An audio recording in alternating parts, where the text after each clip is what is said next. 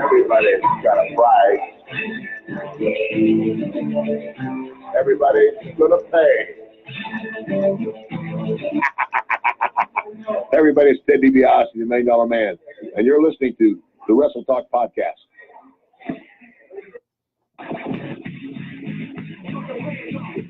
And now the night out. You're tuning in to Wrestle Talk. 657-383-1521. We'll be discussing WWE, NXT, Lucha Underground, ROH, fantasy wrestling, and we'll have some of the best damn interviews for professional and independent wrestling that you've ever heard. And I'm Joe Land. Ladies and gentlemen, buckle your seatbelts, keep your arms in the vehicle at all times. Wrestle Talk begins in 5, 4, 3, 2, 1. Enjoy the ride.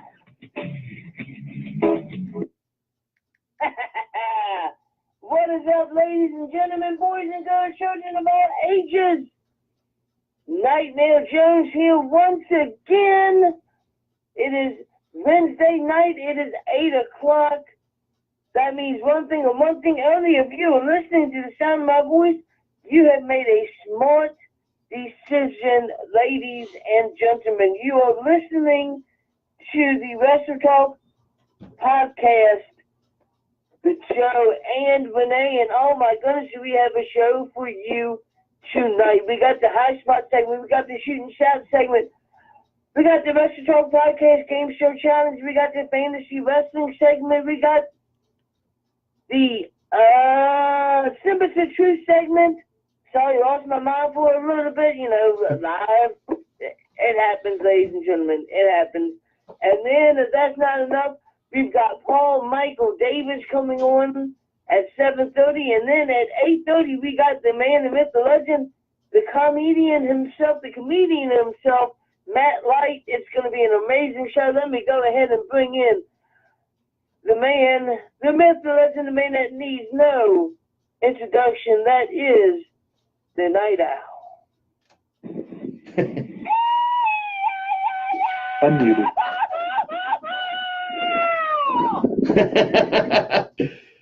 Never get tired of that. Que pasa, loyal members of the Wrestle Talk family. We welcome you into episode 234 of the Wrestle Talk podcast, and we're happy to have you. It's always great to have family in the building, man. I'll tell you what, Jonesy, there's only one place in the world I would rather be right now, bro, and that is actually just a couple of miles down the road. And since I can't be there, let me send them a special shout out. Today, there's a celebration being put on in commemoration and in remembrance of a guy that I would consider to be a very good acquaintance and a fellow wrestling fan who recently passed away.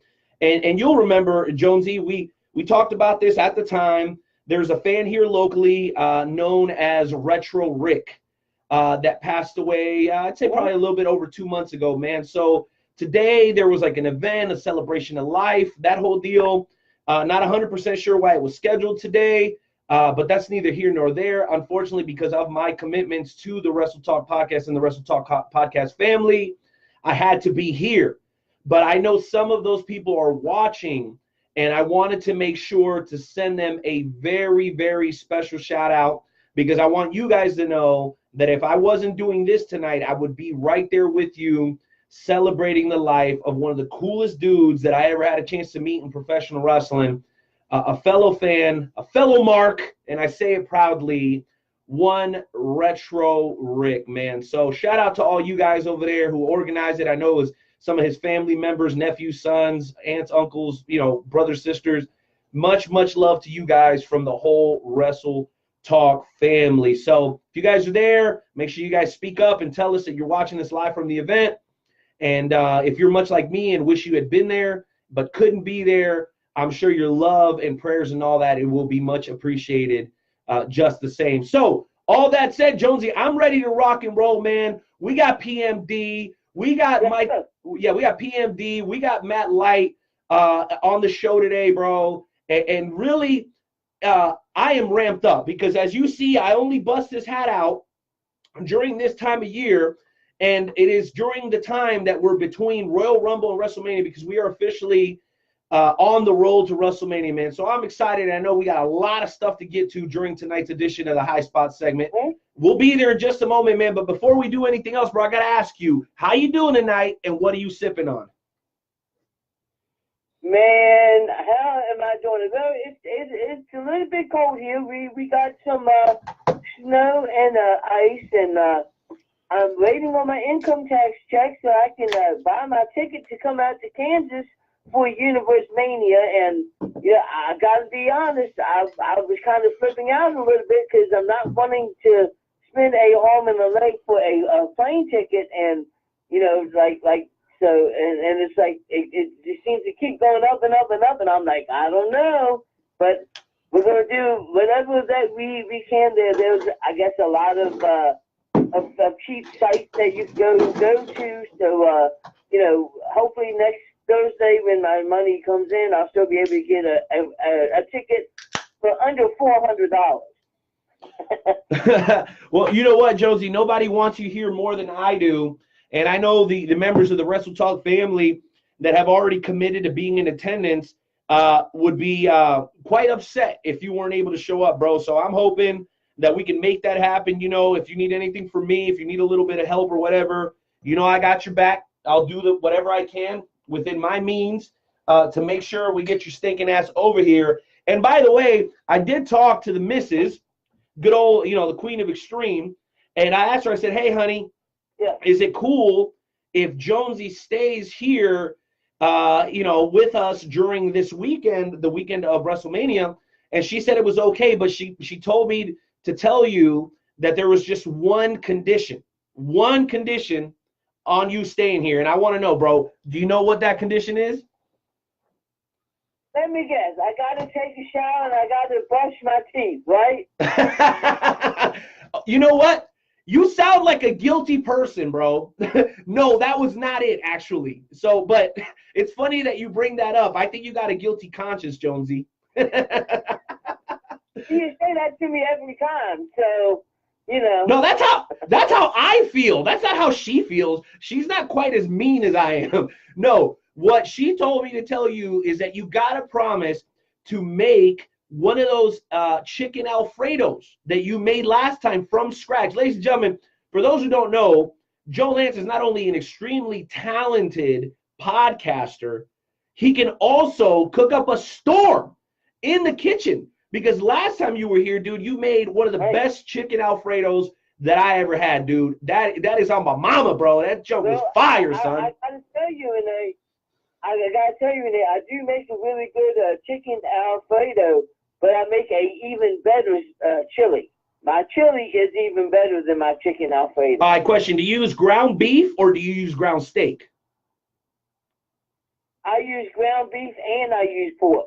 Oh, very nice. Because I've had chili with like venison in and stuff. And very good. The secret ingredient in my chili is a bottle of beer. Bottle of beer? I put beer in my chili. You know what? That's not a bad idea because, you know, everybody loves carne asada, right?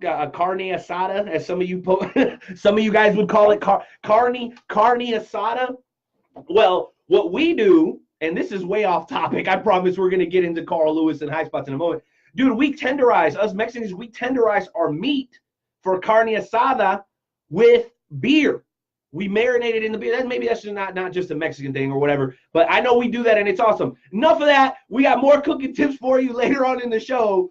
But ladies and gentlemen, we're going to ask you to respectfully remove your caps and place your hands over your hearts as we pay homage to the greatest country on God's green earth, and that's America, damn it.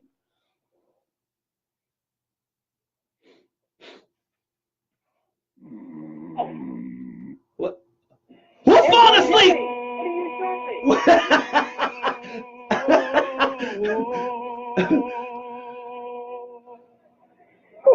day can you see? And the rockets red flag. Uh-oh. I'll make up for it now. For the land of the free. There's a tune in my eye every single time, man. Every single time. Jonesy, was that you falling asleep during the national anthem again? How many times have I told you to get your sleep before we... That was not me falling asleep. That was intern Timmy. He hit the wrong freaking button. You know, intern Timmy does that on a regular basis. I thought one of our New Year's resolutions was that we were going to start paying intern Timmy. I mean, come on. How do we expect the guy to do a good job if we don't ever pay him a dime? Not a dime. Not a dime. I mean, not a dime. Not a dime. Oh my goodness. We're cruel, bro. We're cool. Well, listen, Jonesy, we got a lot to get into, bro. So let's go ahead and kick it off. Ladies and gentlemen, we want you to dial that number, 657-383-1521. Again, that's 657-383-1521. We want to talk to you about whatever it is that you want to talk about pertaining to the world of professional wrestling. And at the end of this segment, okay, I have a huge announcement. We just solidified a partnership. Jonesy, you don't even know about this yet. We just solidified a partnership with a very, very good friend of mine named Scott, okay? And I'm going to show you guys a sample, and then in a couple of weeks, we're going to actually have him on. We're going to have him call in, and he's going to tell us all about it. But without further ado, ladies and gentlemen, let's go ahead and cue up that music for tonight's edition of the High Spot segment. Earth rings. We have now taken over your radio. Hit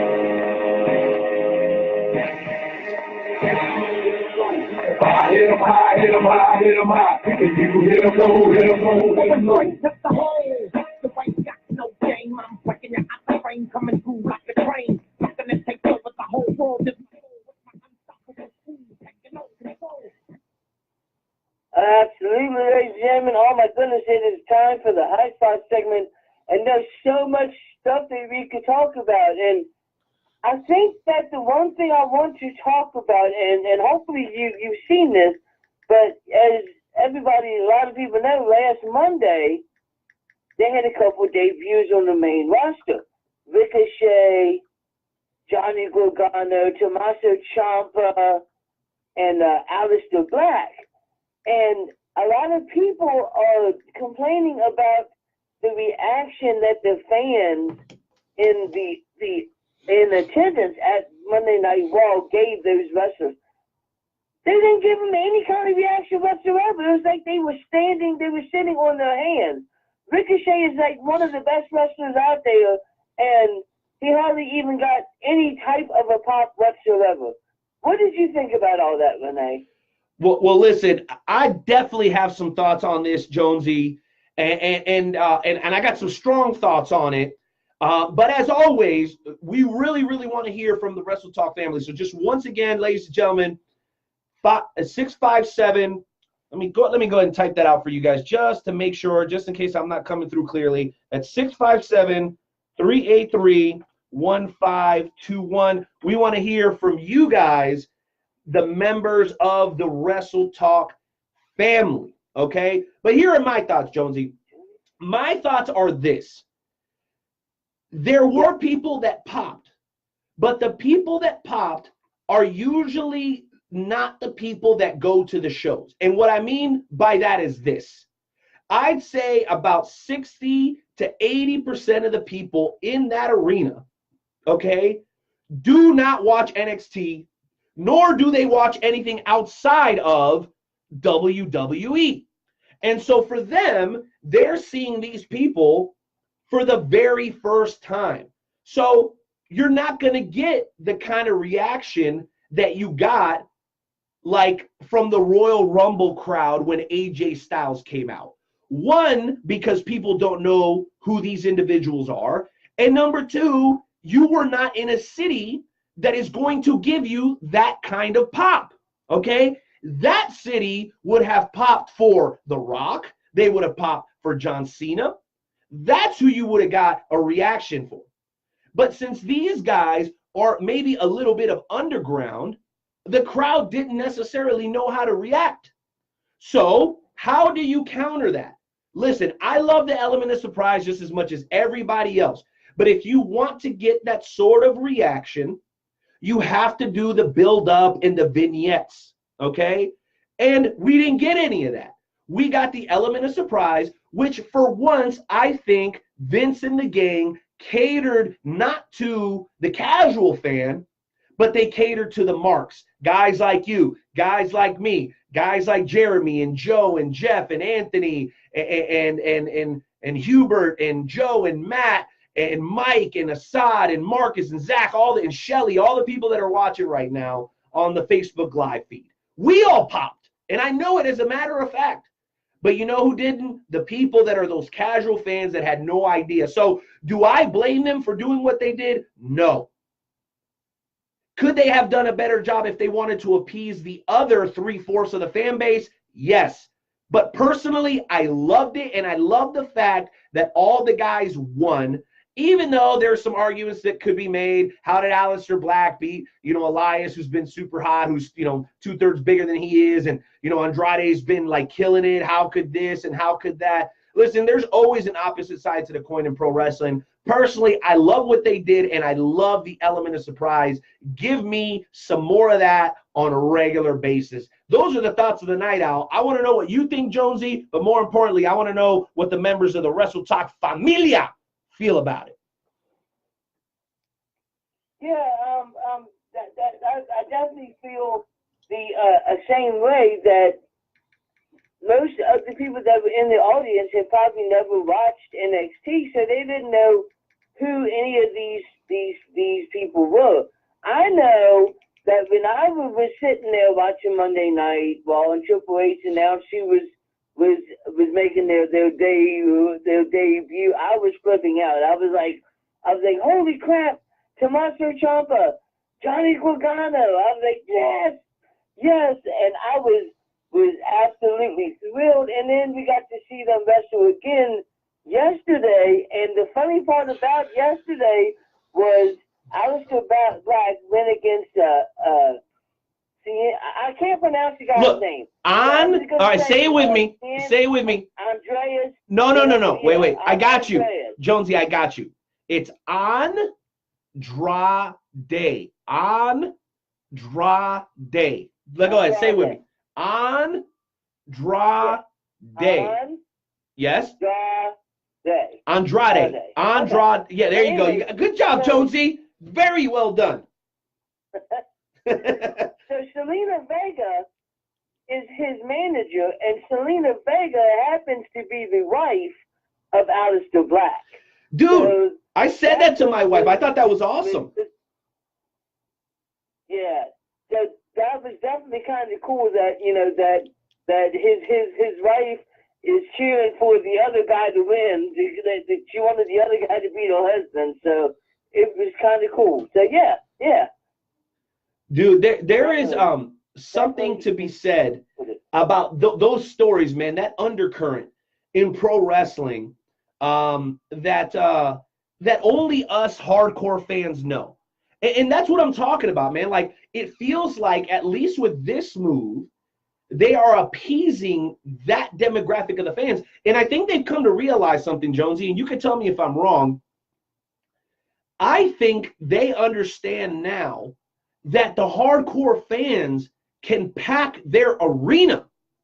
I think before All In, WWE had doubts as to how big the hardcore wrestling fan well went, or how deep it went, or how big it was. I think they weren't sure. That's why they always kind of steered more towards, the bubblegum stuff, because they felt, hey, if we cast a wider net, we're going to get more people. And to a certain extent, I think they're right, Jonesy. But after All In, 14, 15, I don't know the number exactly, but there was roughly 15,000 people at the event, and every single one of them was a hardcore fan. So WWE says, man, maybe we've had it wrong this whole time. Maybe we've been 100% off the ball.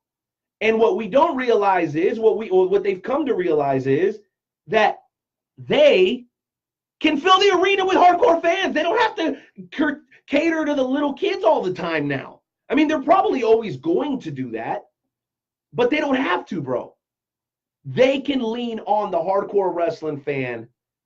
And I think it was an epiphany. I think that's why we're seeing some of the changes that we're seeing. And personally, dude, I'm super duper excited. I want to know what everybody else thinks. Jonesy, we got anybody on the line right now, or am I talking to myself? We do. Ladies and gentlemen, let's go ahead and bring on our first caller of the night. We got Wrestle from Johnny Pro. What's going on, Wrestle? How you doing, buddy? Hey, Jonesy, how you doing, man? Good. What you How got y'all for us doing tonight? Good. Man, so I'm listening in, and I have plenty to offer about this subject. I think that, Renee, to speak to what you were saying about, I kind of wonder if WWE ignoring those hardcore fans is what led to this surgence of this underground movement in the first place. I wonder if they let that demographic kind of slip through their fingers a little bit and want to see if they can get that back. You see what I'm saying? Yeah. Yeah, I completely agree, Walter. And you know what, man? I think it's ultimately all a blessing in disguise, because had it not been for that negligence by WWE, I don't think that a promotion like Journey Pro would have the momentum that it has right now. I mean, you guys have sold out. And we could say the St. Louis, the St. Louis Anarchy in Kansas was an anarchy show. I think it was kind of like the pre-birth of Journey Pro. So let's go ahead and maybe it's unfair, but I don't care. It's my show. I'll say you guys have sold out twice. You guys have sold out twice. So there is a craving out there. People are thirsting the product that you guys are bringing to the table, and I think a lot of it has to do with that negligence, man. What do you think? Oh, man, well, I really appreciate you saying so. You know, we're working hard to be a part of what I think is a really exciting time to be in independent wrestling. And so I really appreciate the sport. And, yeah, I absolutely do. I think it was Renee you mentioned earlier. I remember, I think it was Mike Quackenbush said at one point that 87% of people who describe themselves as wrestling fans 10 years ago couldn't name another promotion besides the WWE. Mm-hmm. I don't know that that's true anymore. No. I imagine that it's not. It might be closer to 60%. That so maybe 40% of fans can name another one. But if you think about coming from 87%, that's a lot of growth in non-WWE wrestling. You know what I'm saying? I agree completely, bro. Completely, and especially in the last, let's just say 4 to 6 years, it's changed tremendously. And it's funny because right around that time is when I started going to professional wrestling shows. So I would love to give myself all the credit, but man, I don't think it really has anything to do. I think what it has to do is, man, the independents have picked up some momentum, and I don't think there's anything stopping them. I mean, people are craving for these independent stars. When you look at the rosters of the bigger companies out there, including New Japan, it's filled with guys that like started either as yarders or in smaller promotions. And you guys are booking some of the best talent in the world, even though you could be considered to be somewhat of a smaller promotion. I mean, people want to work for companies like Journey Pro because they get to do what they want to do. The besties get to come in and be the besties. Dak Draper gets to come in and be Dak Draper. Jeremy Wyatt gets to be the jerk face he always been, and he has the freedom to do so. And it's fantastic, man. That freedom, I think, is what gets people excited. Yeah, I certainly hope so, man. I'm trying to give them that. I think that the internet as a vehicle for watching wrestling has been a big impetus for that, if I could say so. No doubt. I agree. So used to be, I remember when you and I were kids, we're basically about the same age. Right? 34. You remember right? what it was like to yeah. Okay, I'm a little older than you. I'm not going to tell you how much older, but I'm a little older than you. All right. You remember when it was like you had cable, and if you were lucky, you could get some like hardcore tapes from Japan by like trading with your friends. You get some worn out old VHS tape. You remember that? Yeah, and I had some. Yeah, dude. I do. Yeah, that was how you got it. And it was now, you know, there's so many vehicles for even somebody like us. Like we have, you know, a nationwide, worldwide audience now, you know, to watch our streaming live. And it's great. It's a great opportunity for people to make money in the industry again who aren't on one of the big TV promotions, and I think that's awesome. Dude, no doubt about it. And you know what? I think that the momentum is just now starting to really to hit a fever pitch.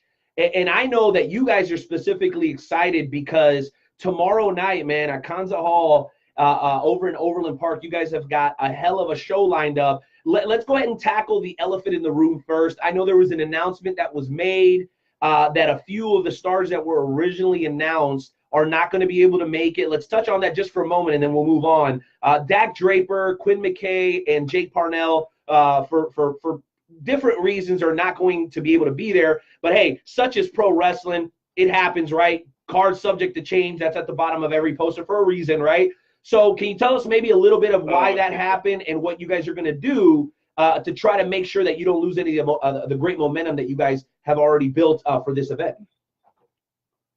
Yeah, I'd be happy to. And, you know, that's one of those things that you just try to take in stride, because what's happening is Quinn and Dak are both coming from the East Coast now. They both live in Baltimore near the Ring of Honor training school where they've been, you know, working around. And there's a big, what they call a thunder snow blizzard, which is exactly what it sounds like. It's a thunderstorm blizzard that's in a lot of the East Coast. Yep.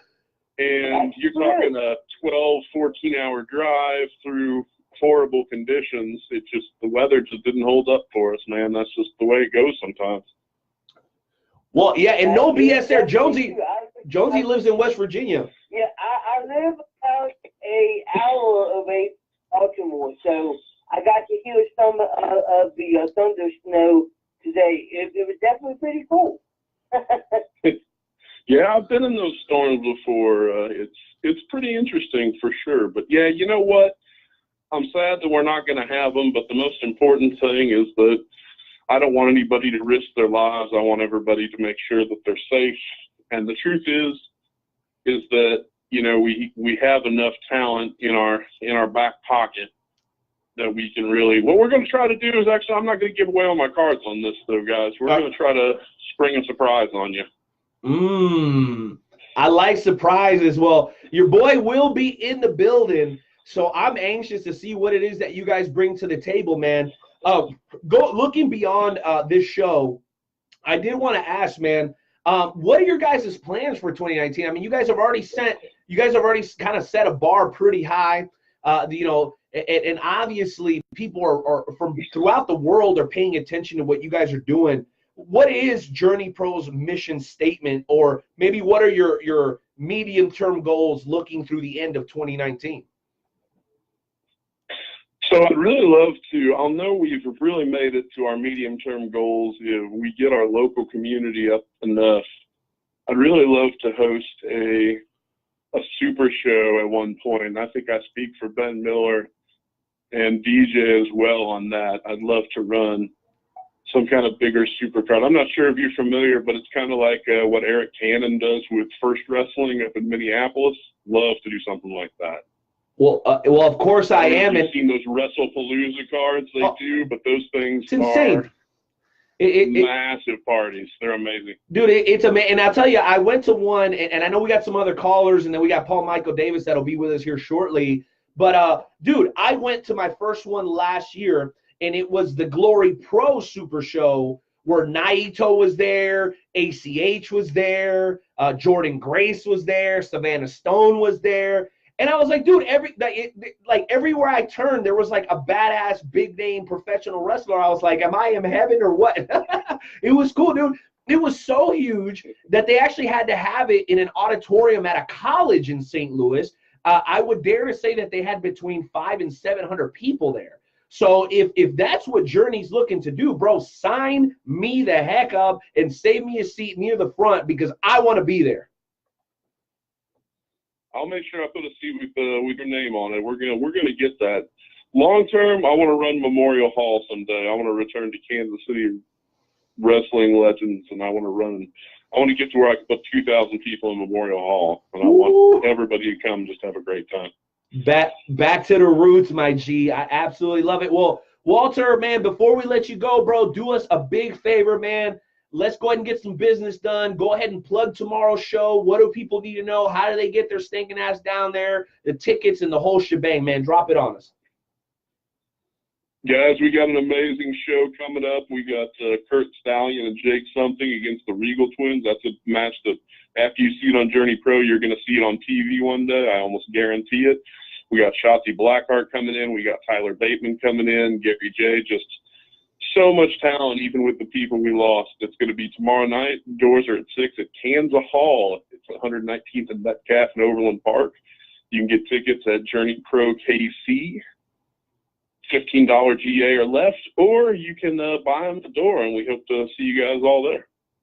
Yeah, no doubt about it. And by the way, Kansas Hall also dubs as a bar, so if you want to come through and have a couple of cervezas with your boy, come on through. It's a great environment. You guys will absolutely love it. The only thing that I have to remind everybody is that it is an 18 and over show, so leave the babies at home.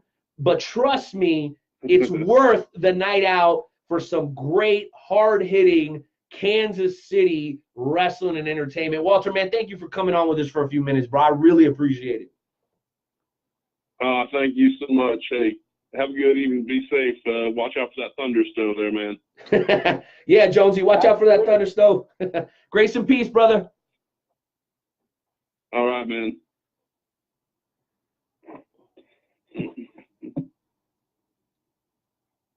Very nice. Oh my goodness. Jonesy, we got top promoters calling into the show the day before their show. Come on, bro. That we're resonating out here, bro. I'm not to be bragging or nothing, but that makes me feel like super humbled and privileged that promoters, you know how busy Walter and Gabe or Ben Miller and DJ are right now, dude. They're getting ready. They're making their last minute preparations. And they take time to call into the WTP, man. That's got to make you feel special too, brother. Oh, absolutely. It absolutely does. That's freaking awesome. I can only hope that there is a wrestling show in your area when I come up for WrestleMania or Universe Mania, because I got to tell you, last year, it just didn't feel the same because we didn't get to go see a wrestling show. The first year I went to Universe Mania. We went all the way up to see Dynamo Pro Wrestling, and then I've seen not Metro Pro.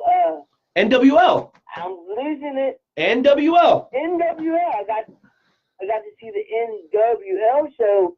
You know, I'm just hoping that there's another wrestling show going on that weekend so that we can all go and support independent wrestling. Hopefully. Dude, you know what? It's like maybe KCXW. Exactly. Maybe KCXW will have a show that weekend. I hope that we don't have to drive all the way to St. Louis, but if we do, bro, I agree with you. We got to try to get out to the independent show. But at the same time, we did get to kick it here and watch the NXT show, which was a lot of fun as well. So one way or another, we're going to have a great time come Universe Mania 5.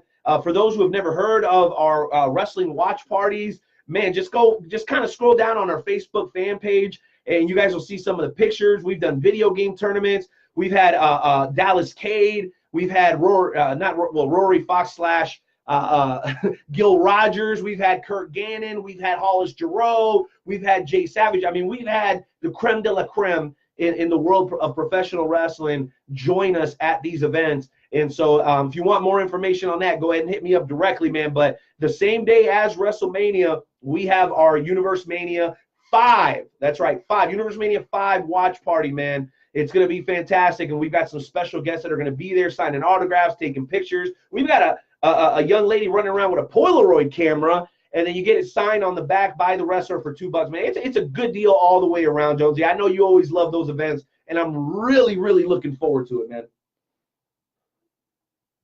I'm telling you, we need to reach out to Jordan Grace. That's who we need to reach out to. See if she can come to the watch party. I'm surprised you don't want Ozzy Gallagher, Rick Maverick, and Curtis, the volatile Curtis Wilde to come. I mean, that's what I was expecting to be honest. We don't need to have a stampede. Okay, we don't need to have a stampede at Eastwood. I don't think that the owners of esports would appreciate it if I think you would. we brought in those wrestlers and 4,000 fans come in just to get Oh, shut up, Joe. Shut your mouth, you liar. Dude, that's so awesome, man. And you know what? We're looking forward to that. But listen, we got a long way before April, bro, because, you know, here comes, you know, Journey Pro tomorrow. We got KCXW on Saturday, which I'll be calling the action for, man. I'm so excited to see Shannon Reed and the Marksman and David Catton and Jay Savage and that whole gang and Leo D, of course, and the ladies all in action this upcoming Saturday night. Make sure you guys visit them on Facebook as well. That's Kansas City Extreme Wrestling this upcoming Saturday over on the Missouri side of the state line, which I wanted to correct you, Jonesy, and I know I do this all the time, so I apologize. Bro, stop saying you're coming to Kansas because you're alienating all of our listeners and fans on the Missouri side. So from now on, whenever you bring up coming over here, make sure you say Kansas City because that encompasses both sides of the state line. You got Kansas City, Kansas, and Kansas City, Missouri. So be careful because you might have some of the Wrestle Talk family talking about, hey, bro, why you crapping on Missouri? Hey, what's up, man? You know, Kansas side, you know, they can't get nothing right. But ultimately, it's all kind of the same thing. But you didn't hear me say that. I don't want to make anybody pissed off at me. Listen, Jonesy, I'm so on fire, man. I'm kind of tripping over myself a little bit because from what I understand, and I actually just got a message a few moments ago, Paul Michael Davis will not only be joining us on the show tonight, he's actually going to be joining us in studio, okay? You guys probably saw me on the live feed kind of scooting some things around here. I didn't realize that we were going to have an in-studio guest, so I had to kind of pull a chair over because that's right. You heard it. You heard me tease it.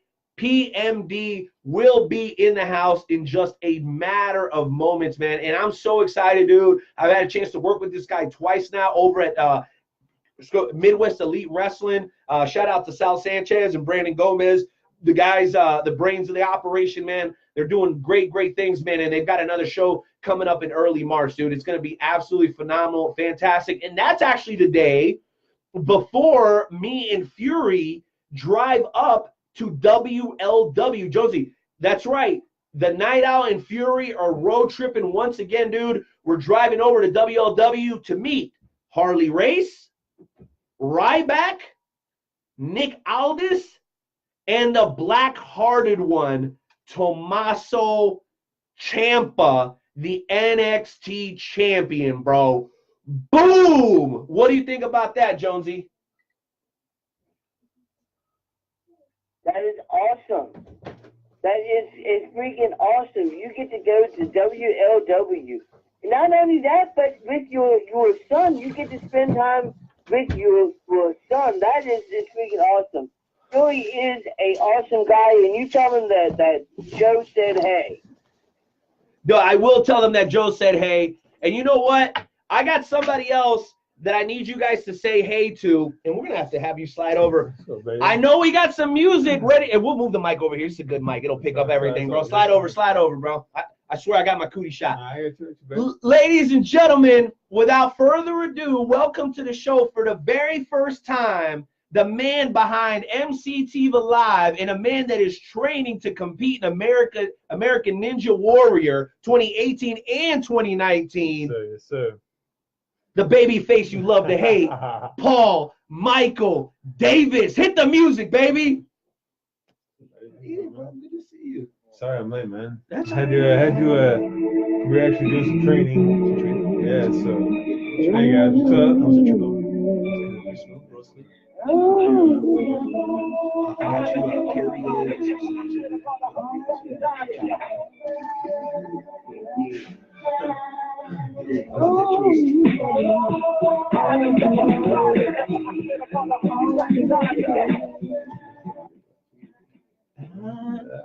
gotta tell you, it's been a long time I've heard that song. You're all I need to get by. Ladies and gentlemen, Paul Michael Davis, make some noise.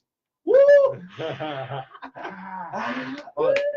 Yeah. Hey, take a breath, man, before you do that next time, though. Stop it. What's up, PMD? Nothing, man. Just working hard, training, and Yeah, living life, baby. It's all good. Yeah, it is all Oh, good, good. man. Thank you for making it over to the Wrestle Talk Podcast Studios. I hope the hostess over there treated you properly. Beautiful today. Wonderful woman. Wonderful woman. I And know, this is man. a great place, and I'm so happy.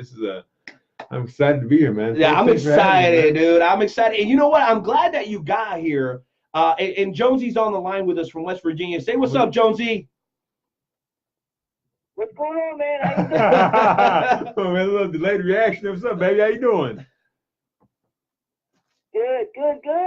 Right. Thanks for coming on, man. Thanks for taking time out of your busy schedule. No, this is a pleasure. The pleasure's all mine, man. This thing is it's a big deal, right? Hey, you know, Wrestle Talk, we're doing some things, baby. That's how we do it, baby, right there. We're doing some things, man. I actually had a little bit of an announcement that I wanted to make, but we'll wait for that a little bit later, man. We got a big guest lined up, and I usually don't spoil it, but I think you'll even be excited about this one. But listen, before we go on with this conversation, there's one person that I wanted to send a special shout out to, and this is a guy that Jonesy, I've been actually talking to for a couple of weeks, and I actually met him at an MEW show. Mm-hmm. And you probably know this guy. He's a little bit shorter, brown hair, super nice wife. His name is Scott. Yeah. And he's off to the side, and he does like engraving and stuff like that, right? So this guy, Scott, was like, yo, Renee, check this out. I want to make a design for you. Do you have a logo? And I was like, boom, baby. Boom, right? That's all you do, right? So I sent it to him, right? PNG, right? I sent him a PNG. Bro, 2 weeks later, and I know this is going to be kind of hard to see, and I know my folks on the Facebook Live can see that a little bit better. Check that out, gang. Look at that design. I mean, you want to talk about perfection. I mean, this dude perfectly replicated the logo on this mirror, and if everything goes well, we will be producing these and beer glasses and beer mugs within the next 6 to 8 weeks, bro.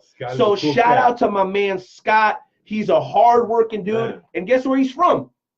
Osawatomie. Go figure, baby. That's it. I know your neck of the woods. I know Scott. Yeah, I'm just right next door to there. And Scott, man, he's a good cat, good dude, man. He's a hard worker, and he gets things done. He's not messing around. Bro, I'm so proud. And you know, the reason I get more excited, PMD, is because it's like a networking thing, right? And you know all about that, right? You've done your stint out in California. You did that, then you had some success out there. Now you're back doing the MCTV live thing, bro. So let's jump into that, and then we'll bring Jonesy on for a couple of questions as well.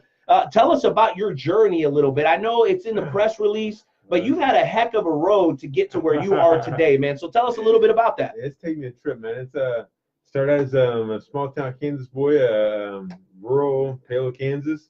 Went from there, got some trouble. Okay, my best friend, my man, he died in a car wreck the day before his senior prom, my junior prom.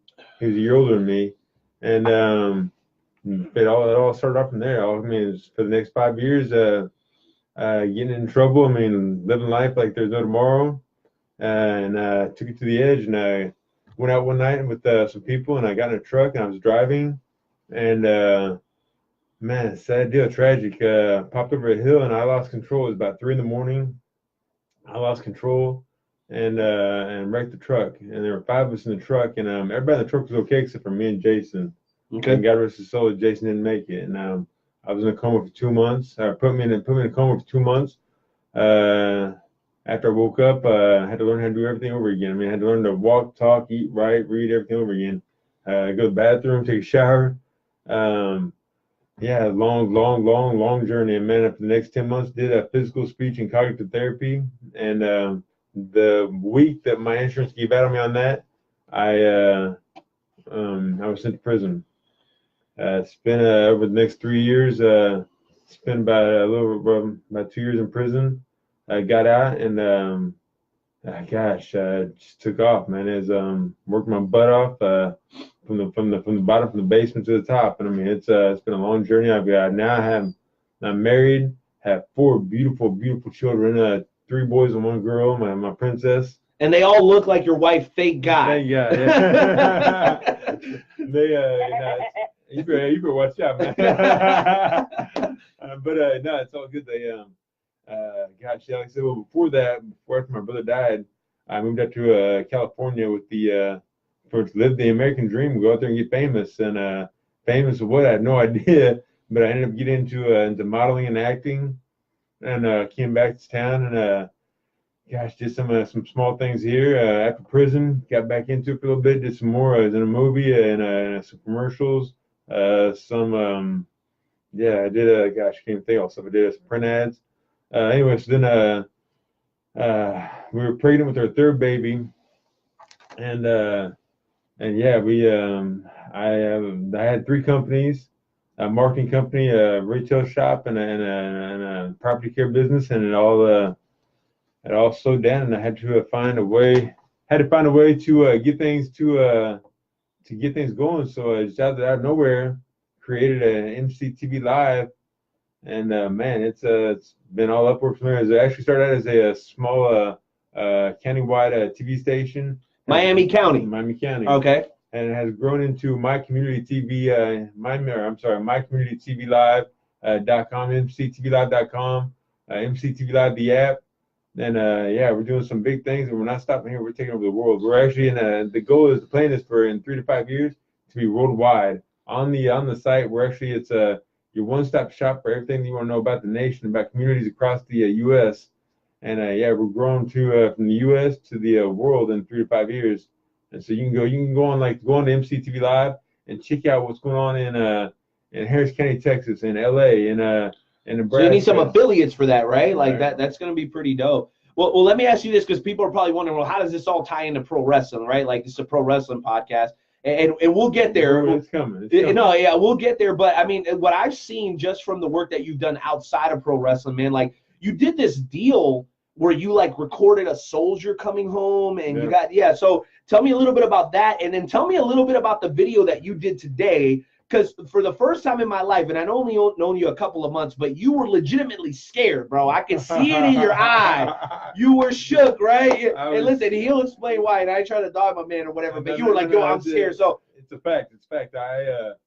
God bless. Okay, so going back to the soldier surprise. When the company first started, we did this video with a soldier coming back from Japan, and he'd been away from his family for a long time. And so we went around to all the family. We went around to his whole family. His kids were all in school, and we surprised him around Christmas time. Wow, bro! And I surprised all of them. It was a great video. Go to give a shout out to Paul Michael Davis MCTV Live on YouTube. Go there, subscribe, like, share, comment, all that stuff. You got some good stuff on there. It's all right. It's getting there. It's getting better. But we now have, I think, for somewhere around 2.3 million views on that one video. So it's big stuff. And so anyway, jumping forward to the video today, like my man said, Night Out, he said that I'm trying out for American Ninja Warrior, and I'm actually going for 2 months. 2 months of going for hopefully they'll call me, but going down to Oklahoma City, and if not, I'm trying out for it's for putting a full year into it for my kids. It's actually for my family, for my kids, to show them that no matter what you've been through in life, no matter what you did, you can still come back. You can still accomplish all your goals, all the things, everything you want to do. And that's the story of my life. But the video today was I'm actually so you were outside the gym, yes, right? Like you had just walked out. Tell us a little bit about that. But I was at Apex Climbing here, and I give a shout out to Overland Park, Kansas. Apex Climbing, give a shout out to Phil. They have an American Ninja Warrior course set up in their place inside their gym, and it's a climbing gym and whatnot. I went in there for the first time, and I've got 2 months left, approximately 2 months, a little under, to kind of get the final push forward this next stage of American Ninja Warrior in April. And went out there and hopped in there. First thing, signed up, got on there. Got this thing called a salmon ladder. What it is, it's a pull-up chin-up bar, and you pull yourself up, and then you pop it out and lift up about a foot and hit the next rack. Push yourself up, next rack, and just keep. So you're going from tier to tier. It's like climbing the ladder, but with a pull-up bar. Jump to the next rung. And so anyway, I got on there, man. Yeah. Whoa. I did it for about 10, 15 minutes, put it down, went outside, set my car for literally for about 45 minutes. And what the heck did I get myself into? Exactly. And then I find that spot right there in my car. Put my phone up there, said, click. I am scared. That is the first time throughout this whole process. I mean, this whole idea started back in May, and has grown since. I've been training off and on, but I've been kind of, trying to lose weight. Because you got to be. I'm not in bad shape, man. I got a really good build. You know what's crazy though? You're losing weight, and I keep everything you lose, I keep picking it up. I don't know what the hell's going on. That's a good thing, right? I don't like waste, so like he drops a pound and I pick it up. You know. Right, yeah, It's what good friends do. Exactly, man. You gotta help brother out. So anyway, so yeah, in the car, I put this video together in a matter of a few minutes and said, listen, guys, I am shook.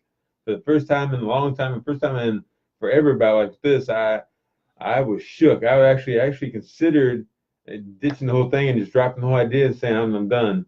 And made the video, posted it, went around and for like I said, probably an hour, drove around and just considered the options, what I was gonna do, and went back to the gym, went back in, and I got this video out right now. I just put it out before I came here for this podcast. No wonder you were late. All right. I'm just kidding. I'm kidding. Find this man. Spen's like, you better have snacks, you better have drinks and everything.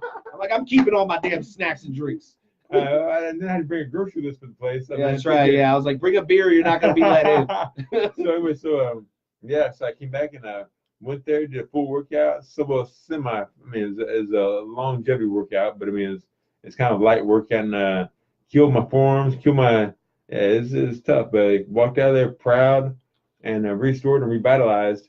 And ready, so you're gonna keep going then. Ready, yeah. So the decision is made. So 2018, you're kind of putting out a feeler. But in reality, if you don't, like, whether you do well or not, 2019, full bore. 2019, this 2 months is sorry, kind of feeler, but going for the long shot, 2020, putting a full year of investing, a full year of working out, getting in shape.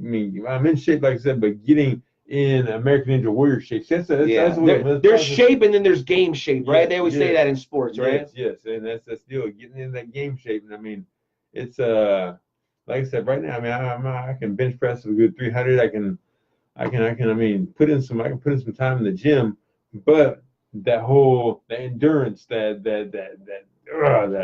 yeah, netting it up, man. It's what it is. But yeah, but we're here for, Wrestle Talk podcast, talking about wrestling. Yeah, and wrestling has been something new. Oh man, well, see, the MEW has been new for MCTV. Filming that, live streaming that, doing the promos, but the love for wrestling. You're a wrestling fan at heart. Wrestling, it goes way back to me. Well, let's bring Jonesy in on this one. Jonesy, I know you had some questions. I know you had some questions for PMD about something, maybe kind of how. I'll let you take over, bro, because I know you got some questions for him, bro. What do you got?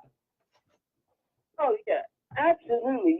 Since this is a professional wrestling podcast, did you grow up watching professional wrestling? And who was your favorite wrestler? Oh my God, you got to put it like that. That's a tough one. You cannot have just one favorite. I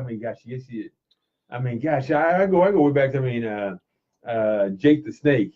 I go back to the beginning of Hulkamania. I was a little Hulkster. They're doing a movie. Yeah, I know. Yeah, I've seen that, bro. I just heard that today. Cool. Back to the good old days of Randy Macho Man. That was that was a golden era back then. Back in the 80s, late 80s, early 90s. Not even so much early 90s, but kind of the 80s, and then you take a little skip, and then it comes into the WCW. Comes into Eric Bischoff. Dude, DX, they're going to the Hall of Fame? Yeah, I know. You seen that? Hall and Nash, those are my boys. That whole thing. And then Sting, when we went to the black and white face paint. Oh, yes. That was cold-blooded, right? Cold-blooded. Jericho, we came in with people with the walls of Jericho. That's like, 2099, something like that. And that's what, that was, that was a grip right there. And, yeah, like I said, Mac, I can ramble through all of them. That's back when the Big Show first came in. But hey, first off, big shout out to my boy Bill Goldberg. Back in the late 90s, early 2000s. His what was 100 some streak of undefeated wins in the WCW. Yeah. Beast. That's when the spear. There was nothing better than the spear and the jackhammer. Absolutely. I like I said, those were my definite areas. I grew up watching wrestling when I was, in the 80s. Hulk Hogan and Yes. Tugboat and Typhoon. Oh my gosh, yes. And Coco B. Whale and Oh man, Ravishing Coco B. Hey, you old, bro. Man, I tell you what, it's all good though, but I take that in a heartbeat. I see some thumbs up. Absolutely. So I guess that my next question is how does MCTV Live tune in with professional wrestling? How does that tie in with professional That's a wrestling? good one. Well, okay, we actually have MCTV Live. The acronym for that MCTV stands for many things. I mean, there's My Comedy TV, there's My Country TV, there is My Continent. I mean, there's My Community. My Community. There's different acronyms for it. I mean, we planned that on purpose for when it became on TV is the Miami County TV, but then we have for sports and we have for wrestling My Championship TV, and going from there, that's Okay. we're gonna grow a separate page for professional wrestling, and it's gonna be a part of the My Championship TV.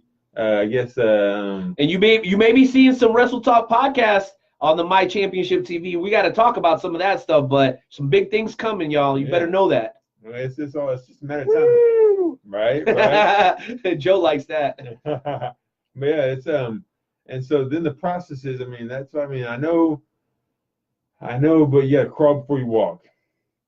And so just getting from that, I mean, we've managed somehow. I mean, the TV station began. It'd be 7 years in June 2nd. The online persona of it began 5 years ago. The app has been in business for about 3 years, and then it should be, gosh, like I said, 3 to 5 years going to be worldwide, and then we're growing. We're getting support. We're getting support not just locally, but support from national. And we got people over in Dubai, people over in India. It's getting there. It's just like I said, it's a process, and people think that they see right now in this society, right now in this world, and granted, this is not for everyone, but for a lot of people, it's how do you put it? It's instant gratification. Yeah. It's I mean, you see someone, I want that now. No, see, it doesn't always work like that. I mean, you got to go through a process, and still even going through the process, this has been a time warp sped up thing, and we're trying to rock and roll. Well, the main thing I had a guy teach me one time when I first started this company, that controlled growth, and take your time and not want to get to the end so fast, because there's a guy told me, I mean, it's that space from the beginning to the end. It's called a journey, and that journey, that's what it's all about. I mean, and the journey is good right now. The journey is well, and let me interject real quick, Jonesy, because I know you got another question. So, the greatest things ever made, the Great Wall of China, the Egyptian and Aztec pyramids, the Bible, right? All created over an extended period of time. MCTV Live, Wrestle Talk Podcast, Journey Pro Wrestling. We actually talked to our buddy Walter, and then I'm sure the same will be the case for Midwest Elite. Low and slow, take your time, control what you can control. Exponential growth will come in time, but controlled growth is key, because that way you can control all the elements. And now that you're associated with it, I can anticipate things to continue to grow at a very steady but consistent rate. So I'm excited about that. I want to make sure all you youngsters keep that in mind, because I know we all want to get to the end of the race, but half of the time the story is on the path to the finish, not necessarily the finish itself. Like I said, the journey, the dash. I mean, you look on a grave headstone. I mean, it says the date when they were born and when they died. It's that dash in the middle. That's what it's all about right there. That's where it all happened. The journey. Yeah. Jonesy, what do you got? All right, so my last question for throw back to Renee is you actually started a motivational and educational speaking organization. Can you tell us a little bit more about that organization? Absolutely, man. Oh, absolutely. That right passion there, of yours. That right there is my passion. I mean, it's that right there is, okay. To go into it, the organization is called How Choices Speaking.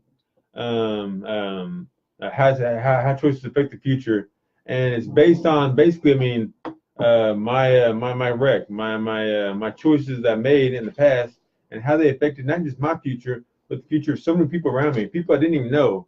I mean, and that's one thing you have to look at. I mean, whether one thing in this world that everyone has in common. I don't care if you're black, white, fat, skinny, tall, short, man, woman, boy, girl, whatever. Everyone in this world has a choice. A choice. Right, wrong, true, false, yes, no. I mean, that's all there's to it. And it's the fact of the choices you make, let me say, okay. The choices you make don't necessarily define you, but it's the choices that you make ever since that. Like, okay, after my wreck, right? Went to prison, got out, married my wife. Yeah, we had 2 beautiful kids, and I mean, we were. Question: What was she visually impaired at the time? No. She had, oh no. She got some good taste. So you stop lying. No, I'll tell you that's for the sake. but we so I laying in bed. I'm like, damn, I'm smacking myself. Like, mentally, I'm like, I just can't figure it out. Why is all this good stuff happening to me after what I did, after killing somebody? And just all of a sudden, I just woke up and just smacked me in the face. And it wasn't the choice that I made, driving drunk that night. It was the choice the choices that made sense. I mean, the choices that made sense, and they weren't all. I'm not saying they're all right. They're all perfect. They're all good. I mean, nobody's perfect. There's only one perfect. And yeah, you know what they did to that guy? They hung him from a tree. Right? Yeah. But so the choices I made. I mean, okay. I'm trying to put this right. I didn't make all the right choices. I mean, they weren't all great choices, but I tried. I tried to make good choices. I tried to make the best choice for that situation. And because of that, that's why my life has gotten significantly, amazingly, I mean, gosh, just astronomically better than what it was. That's why I have now 4 beautiful children, a beautiful wife. And when I say beautiful, don't get it twisted, all right? It's not beautiful. I mean, and they are beautiful looking at. But they're beautiful in the whole sense of it, love. And love is the main thing right there. Love is beautiful. And love and comfort and compassion. Well, that's scriptural. Trust. Yeah. People will know that you're my disciple by love. Exactly. Right. I mean, that's what it really all. What we're called to do. I mean, it's the second greatest commandment. Love thy neighbor. Love you love yourself. I mean, it's just to love. And some great songs by that. I go into the Beatles. I can go forever, but that's a whole nother podcast. So talking about my wife, I mean, my man here said that she's blind, and she matter of fact, she was. No, I'm just kidding. I was about to say, I was like, yo, I'm not good at predictions, but let me go buy some lottery tickets, kid. But no, I met her in prison. I was actually I was in work release. I had about a year left, and she wasn't in prison, but in prison there's a set of rules, like unspoken rules. And one of the rules is that you do not become friends with the guard. Well, my demeanor going through prison is you show me respect, I'm gonna show you respect, and I carry that to this day. That's what I learned in prison. Before prison, I didn't have that ideology. Now, I mean, it taught me respect begets respect. All right, and if you don't show me respect, then we're done. I mean, I'm wash my hands clean. Wash my hands, right? Yeah. So this guard showed me mad respect. I mean, I didn't kiss his ass. He didn't flip my pillow. I mean, it was respect. And he comes up to me one day and he said, "Well, one of the reasons why I respect this guy so much was that one of my good friends when I was locked up, one of my best friends was this guy named Alexis McCullough, about a 6'6" brother, 6 foot black cat, about 350 pounds." And he had a big scar on his shoulder from a shotgun wound, so everybody called him Shotgun. I called him Alexis. Alexis one day came to, I mean, we walked to work in the morning at like 5 in the morning, freezing cold out, singing at the top of our lungs, old Motown songs. Al Green, Marvin Gaye, I mean, just getting down with it.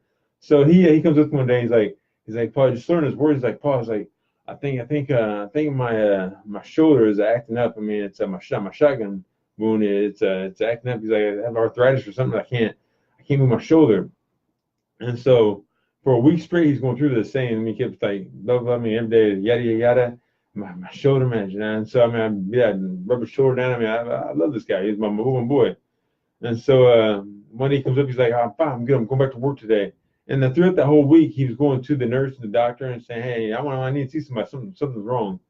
And they would help him out. Well, one day, Sunday morning, I woke up for church, and I woke up to him screaming clear across the dorm.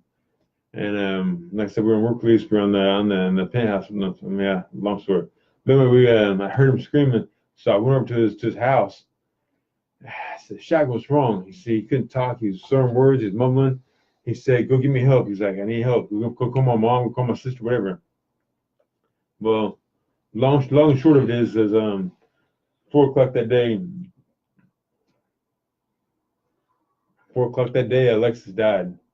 The final thing was, well, I came to his bed. He wasn't talking. I managed to get him out on the floor. Started giving him CPR, chest compressions. Looked around. There were probably 300 people in that facility. Nobody in that whole facility would give me help. Nobody helped me. I mean, except for Arturo. Arturo came on duty 5 minutes before that. Walked upstairs, saw me on the ground, giving man chest compressions. Didn't say a word. Jumped down, started giving him mouth to mouth. And for that right there, I believe a person can have many soulmates, and that man is one of my soulmates, man. He unfortunately, Alexis died, and the final story came out that he had a stroke, a minor stroke the week before that, and finally that morning he had a major stroke and died. And it's a long story. I know. No, it's fine, bro. But he family ain't always blood. Is all I know. No. You know what I mean? And so, besides that, for many things other than that, Arturo is he's my family. He's my fam. He comes up to one day and says, "Paul, I know this girl." And he's like, "Every time I see her, I think of you. Every time I see you, I think of her." He's like, "Would you meet her?" And in the back of my mind, I'm thinking about all these cats locked up that are meeting girls on the outside that are missing as many teeth as they had kids, right? and so in my mind, I'm going, "Hell no!" Nah, bruh. but I trusted this man so much. I had so much respect for him. I said yes. And so he went and said the same thing to her. And she goes, "Oh, really?" She goes, "Well, what does he do?" Thinking I worked with him. And he goes, "No, he doesn't work with me. He actually lives there." And she said, "Hell no!" And I went home for like a week straight. She couldn't get the thought out of her head. She prayed about it. Couldn't get the thought out of her head for being there for somebody that needed somebody. And yeah, man, he with the first month we knew of each other, we wrote letters for 30 days, and then finally she came and visited me, or she came and visited me at work. And gosh, yeah. April. Look at that smile on your face, dude. Yeah. Well, I want you to think of her when they're kicking your ass at Apex for the next year. They're right there, my family, my wife. That's your motivation, though. Motivation. That's what I'm doing for to show them. So nice. When they're kicking my ass at Apex, it's all about that, right? So no doubt. Well, Jonesy, I'm gonna jump back in here real quick because I do have another few questions. And here's the thing, man. Like, so I met you at the very first Midwest Elite Wrestling show, right? Yeah. And so because I do commentary, at other places. KCXW this Saturday night. Be there, be square, or be square, I should say. And so Brandon Gomez got a hold of me and said, "Hey, Renee, I know you've got some good things going on. I think we need a voice. We need somebody that can, kind of be in front of the camera and communicate and make sure that the fans know that these wrestlers are some of the very best in the business, which they most definitely are. We want the fans to know that we are a company that is not a fly-by-night or a tax return promotion, as they say. We are here to stay." And feel free to answer questions because I've seen a couple of people asking stuff. So if you got you shout my man, Big Country, Matt Stockdale. What's up, brother? Yeah, what up, Big Country? Yeah, if y'all got questions for PMD, man, type them in the message comment section and he'll answer. So don't trip on me, bro. So anyway, when Brandon asked me, I said absolutely. I would have done it no matter what, even if we were recording on my iPhone. I mean, I really wouldn't have cared because I love pro wrestling, I love commentating. It's one of my passions. But he said, "Yo, but check this out." So I got this guy that runs a TV station. It's called MCTV Live, and he's going to have cameras and microphones and the whole deal. He's like, he's a little ugly, but don't mind that. No. Of course, he didn't say that. So he said, look, I just want you to come out, meet this guy. Let's have a conversation. So we sat down at your studio, and we had like what was supposed to be like a 30, 40-minute meeting turned into like 2.5 hours, which thank you for always having coffee for me because you know how I am, right? So anyway, so we had this conversation, like we connected, bro. Yeah. You got some passions, you got a little bit of a street background, especially because even though you're a country boy, you spent some time in prison, so you already know kind of how that goes. More than half the population is either my skin tone or darker. Yeah. You know what I'm saying? It's just the way it is, and hopefully that'll change at some point. But again, that's a whole nother podcast.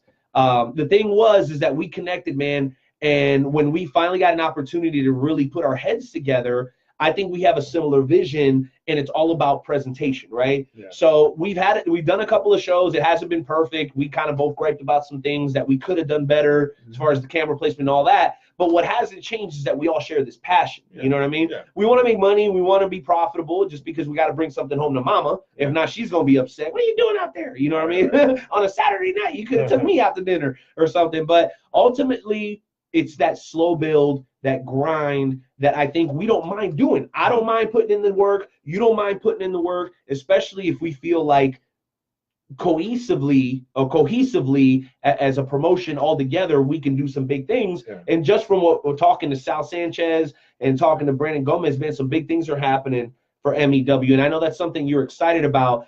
But though early on, even though there's some big things coming early on, you've gotten to do some pretty cool stuff. Yeah. So you got to sit in with me and call some matches and stuff, which I'm sure was a dream come true. That right there is a highlight. That right there is one, that's like you hear about the cherry on top of the ice cream. That's like the cherry on top of, man, everything. That's golden for me. No, that's like popping the cherry. Hey. This is not a PG show, just so you know. It's not a PG show. Right? But then more importantly, you actually got a chance to be a part of some storyline stuff, which you'd never done before. Yeah. So, and I know you've done some acting, but this wrestling is different. Yeah. So talk to us about that, because you were like, they told you, hey, we want you to do this, this, and this. Tell me what your thoughts were going in. How did it play out? And would you do it again? I would love to do it again with a little bit more structure to it. I think that it's kind of and granted, it was just first show and then the third show. Yeah, we were flying by the seat of our pants, bro. Yeah, I mean, all of us. So, I mean, all it is what it is. But no, we and the thing about this is that, I mean, a hometown crowd, hometown area. Everybody knows me. It's, talk to the beef with you and Nigel Rabbit. You're being a little modest here. You were scrapping the first time you went out there. Nigel, that boy, that's my first. You know, he missed the last show. This is what I heard, right? So Brandon, so he missed the last MEW show because he was in England tending to his mother's affairs. So she was on her deathbed, and he was there trying to force her to sign the will of the Rabbit estate over to him. So. I mean, this guy's despicable. You've kind of locked horns with him a little bit, and I know he's coming back, bro. So I'm wondering what's about to happen. It's gonna be interesting. I don't know. I mean, it's you've been working out, bro. I'm worried for this man. I mean, it is what it is. It's I had no idea what I was getting into. He called me out. It's it wasn't the fact so much that he called me out, but I mean, all right, me coming back from my background, what I've been through, it's yeah.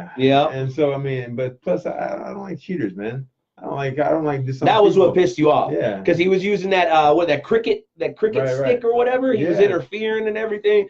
And I know you're not supposed to be, because you were a manager, right? Mm-hmm. Yeah. So I was supposed to be the guest celebrity manager for the area, and then for that match for the Bruiser Boys. Right. And which they're a badass team. Yeah. They're cool. And so we get out there, man. It's I got stopped with the cane, and then they had me come out with Bones. Yeah. Well, that was all when I came out with Bones, that's when I got socked up by with the one with Kane a couple times. But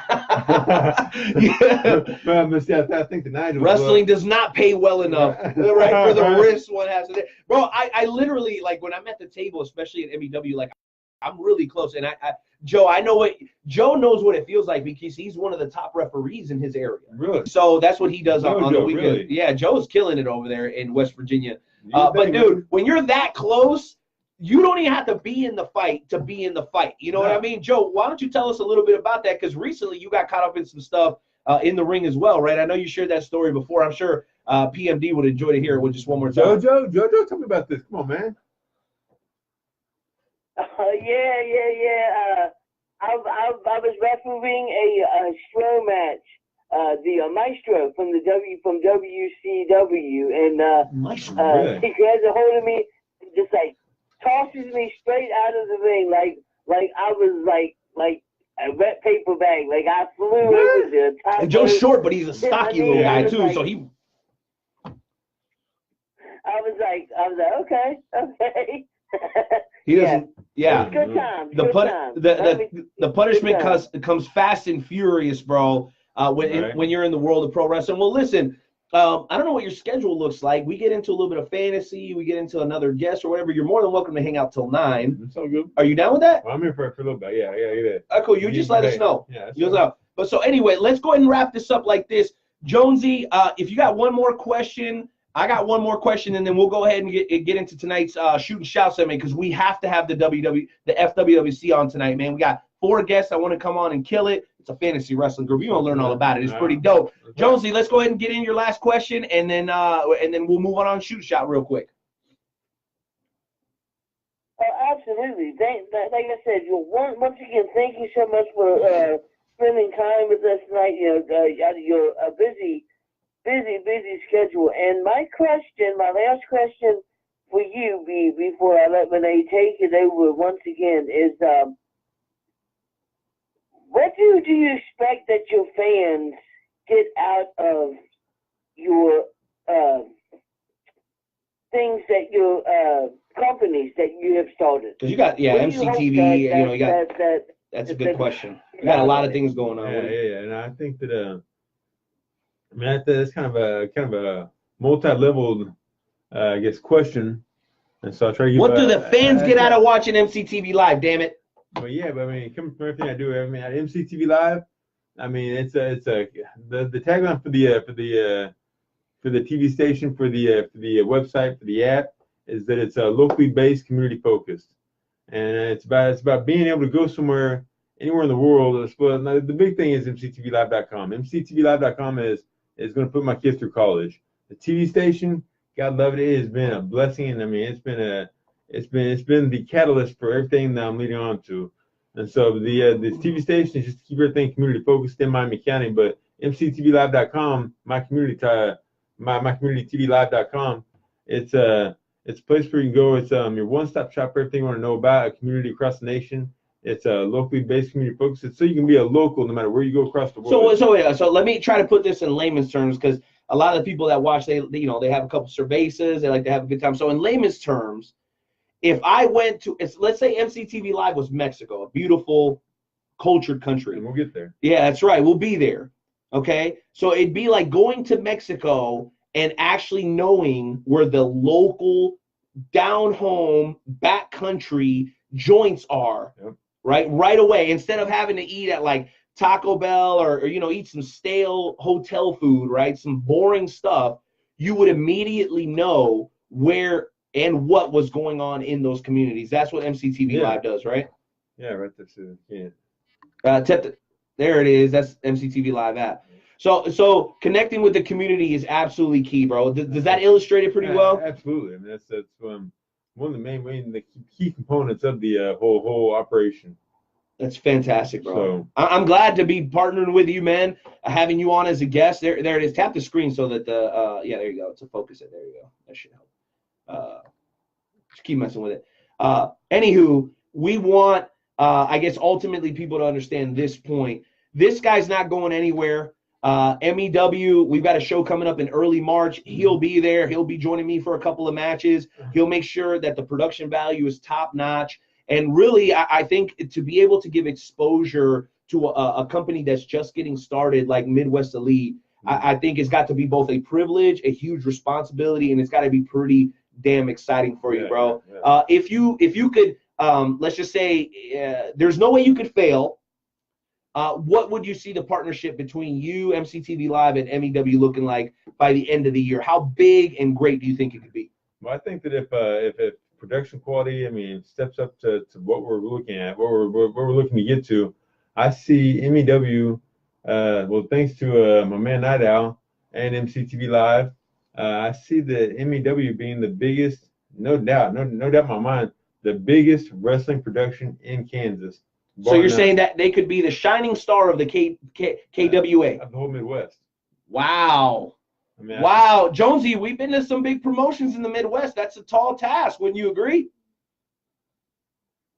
Absolutely. That is, but I think that they can do it. I think that they can do it. I really do. I think that if and not to at all to slight no, that's no Brandon disrespect. Gomez. No. B, what's up? I see you join the he's crowd. watching.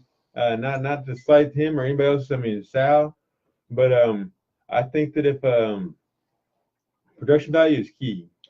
Production value is key in the fact that doing things the right way and that getting other eyes on MEW. Well, and they're doing it the right way. Yeah. You know, it's just the beginning stages. Yeah, like we said, you got to crawl before you walk. Of course. Before you run. Of course. And so, but I think that with this, with having, and I'm not all trying to be pat myself on the back and be arrogant, but I'll do it for you. It's okay. Having my man, Night Owl on board, having me on board, you already got one up than anybody else in the state. And now taking the production value to the top, to the nth degree. I mean, it could be great things in the future. Great things in the future, indeed. All right, well, listen, we got to get the FWWC in. Jonesy, why don't you go ahead and get us into tonight's edition of the Shooting Shot segment. You ready to go through some therapy, PMD? Rock and roll, baby. You get 30 to 45 seconds each to just go off on anything that might be ticking us off right now, wrestling related or not. We even have music for it. It's actually pretty nice. Well, you have to find something. I'm so chill. Yeah, I know, but there's got to be something. You're a dad, so I know, we all got the angry dad inside us. Intern Timmy, go ahead and hit the music, baby. Tonight's edition of the Shoot and Shout segment. Oh, it's one of those days. Everybody sucks. But you want to justify. Die out. I love it. Jonesy. All right, ladies and gentlemen, here is a shooting shot of the night. I've already said it once. You can go last. Damn airport tickets, airplane tickets are too damn expensive. I don't want to have to spend $400 to come to Kansas City, but I will just to spend the time with my friends and Universe Mania, and I get to see the Night Owl again. So, yeah! Josie's coming to Kansas City in April, bro, for Universe Mania. You got to be there. You got to be there. We'll talk about that later. I got to meet him. No, it's in Shawnee, Kansas City. You got to meet him in Kansas. Okay, so my shoot and shout tonight is actually twofold, okay? So it's about autocorrect on cell phones, Android, Google phones, iPhones. I don't care what you have. I don't care if you got Cricket or Metro. It's all the same, bro. I'm big on enunciation. I'm big on grammar. I'm big on gesticulation. I'm big on making sure that I type things out properly, especially when you're promoting. You don't want people picking out your stuff, right? So I'm good about the there, and there. I'm very good about that, right? Even though I only went to 10th grade, but I went to 10th grade in Florida, which is, pretty high level. They do big things down there. Shout out to them. 561 all day. It's not a Raiders hat, people. It's Florida Panthers hat. But anyway, bro, I'm typing the right there, and then I get another there. So I'm typing THER, but I get THERE or THR apostrophe YE. Mm-hmm. It pisses me off, drives me crazy. I'm one of the guys that cares, damn it. I know the internet is dumbifying our grammar or the way that we speak, the way that we enunciate, but I want to do it the right way because this is my second language and I want to perfect it. All right, I speak Spanish and English, and I want to be great and perfect at both. And the fact that the stupid phone corrects me, even though when I'm right, it drives me crazy because there's always some jerk, Colin, Dylan, that has something to say about, oh, there, not there. I want to kill you, and it ain't even my fault. It's the damn phone. That's my shooting shot, bro. Give me something. So I'm thinking here. I'm like, what am I gonna say? What am I gonna? It's got to be something. So gas prices. Chip no, potato chip. Man, what do you got? I got some suggestions. I got more. People that interrupt. I cannot stand people that interrupt. People that interrupt you. We're trying to talk, trying to get the word out for everybody. Trying to spread love. Trying to help people out. Trying to get them drop some knowledge on them. You got some cat in the background trying to interrupt. Trying to steal the show. Like it's his show. It's never his show. It's my show. All the time, baby. All the time. 24, whatever it is, 24/7. All right, so that's my beef right there. Stop interrupting people. This is my world, not your. I tell you, it's your world, but I'm paying rent, all right? I'm paying rent, all right? Damn. Let me get mine. Let me get mine. Stop interrupting me, people. Stop interrupting me. Stop interrupting me. Oh my goodness. Wow, I feel like I just got, you know how I feel? Remember how Pacquiao got knocked out that one time? Yes, by Marquez? See, that was actually my whole beef right there. I was going a whole other world. All right, what do you got? You got time for one more. All right. Haters. I cannot stand haters. I will not cuss. I will not yell. But haters, I can't stand them, right? Why are we going to hate on somebody that's doing good? Why are you going to hate on somebody that, if they're not doing good, they're trying to do good? Why are you going to hate on somebody that they can't do something as good as you, but they're learning? But people that don't know things, people are there just, it drives me crazy. Why be negative? Why be a hater? Why be negative? Negativity begets negativity, right? The world is built on love and positivity. I mean, that, like we talked about God. I mean, that's the second greatest commandment, love. All right, why are you going to hate on somebody? Why? Because somebody's not like you, because they don't believe what you believe in? Because, I mean, that's what's great about this world, about this country is differences. And the fact that you got to respect people's differences, not hate on them, not talk trash, I'm not talk shit on them. That's right. I said we cut. I told you, it's a podcast, bro. We do what we do here. I mean, so, yeah, you that's how it is, though. My whole goal in life is to spread love. I hope when I die, people say, man, I love Paul Davis because he loved me, because he loved the world, because he loved dreams. He loved people dreaming. He loved people. That's one thing I do. I mean, if I can give one thing to my kids, it's to never be scared to do something. Never be scared to try something. Never be scared to go further, to go push the envelope. Not push the envelope in a bad way, but to push the envelope as far as trying to get better, trying to do better, and just loving the whole time. So it's all about, right? Wow, bro. So I gotta ask you. So do you even love people that interrupt? Even us? Do you still love me? I love this guy here. Right? I know. Ain't nobody put me in a headlock in 20 years. Nigga, I'm about to bust out my strap right now, yo. I'm just playing. It's all up. All right, ladies and gentlemen, we're gonna hit Ricky Steamboat. We're coming back with the world's premier fantasy wrestling promotion. These people are out of their mind. You're a little crazy. I'm a little crazy. These people are wild. Go ahead, intern Timmy, hit the Ricky Steamboat drop, and we're coming right back with the FWWC.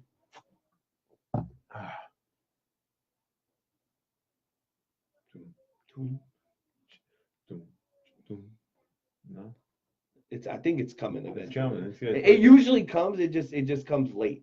Well, but which is better than it coming early, like me most times. We'll go there. I gotta hear about that shit all the time, bro. I don't know. TMI. I mean, I try to be honest with my listeners, I know bro. we don't use acronyms or breathe, but that's TMI. Hit the damn drop, Jonesy. Tell intern Timmy I'm about to put my foot in. Jojo. No, it ain't Joe. Actually, it's intern Timmy. He's the one messaging. Oh, man. Where's my Ricky Steamboat, dog? It's coming eventually. No. I'm away. I'm seriously. I'm not going anywhere until we hear this. There it is. Listen to this. I want you to hear it. It's Ricky the Dragon Steamboat.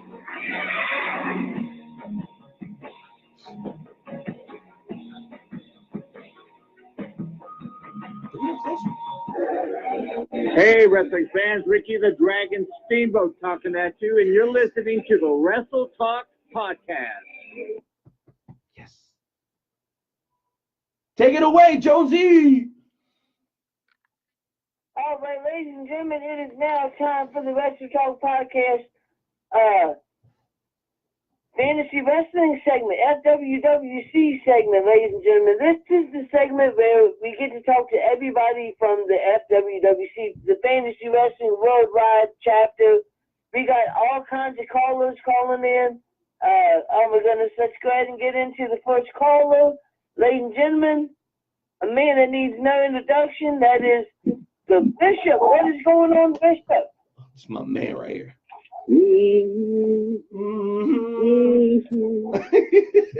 I love these people, bro. I swear. Que pasa, que pasa, que pasa. You still in my lines, Bishop? Jonesy, what up, Dino? What up, brother? He's jacking my lines. Hey, I'm about to charge you for using that. What's up, Bishop? Oh, not too much. Another day, another dollar. What's on your mind tonight, man? How you guys doing tonight? We're great. Oh man, I'm just excited. First thing I want to talk about is again, I want to say I'm glad to be here this evening with you. I appreciate you welcoming like you always do, and just want to let you know, expect great things from the Bishop coming soon and very soon. Awesome. Well, Bishop, just I know you've had a lot going on over the last couple of weeks, and you've had some pretty tremendous matches. Why don't you talk to us a little bit about some of the rivalries that you've developed since the FWWC came back into business, man?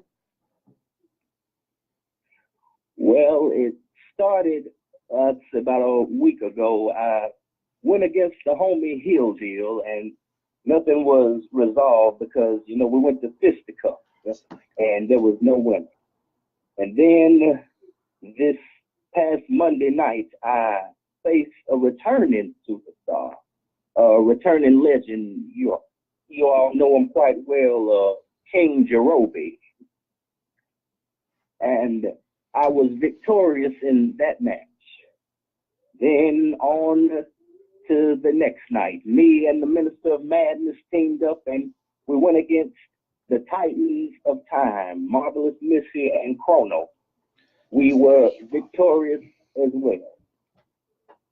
And I even competed in a triple threat match, again with King Jerobi and a man who I've become quite familiar with, Tank Westbrook.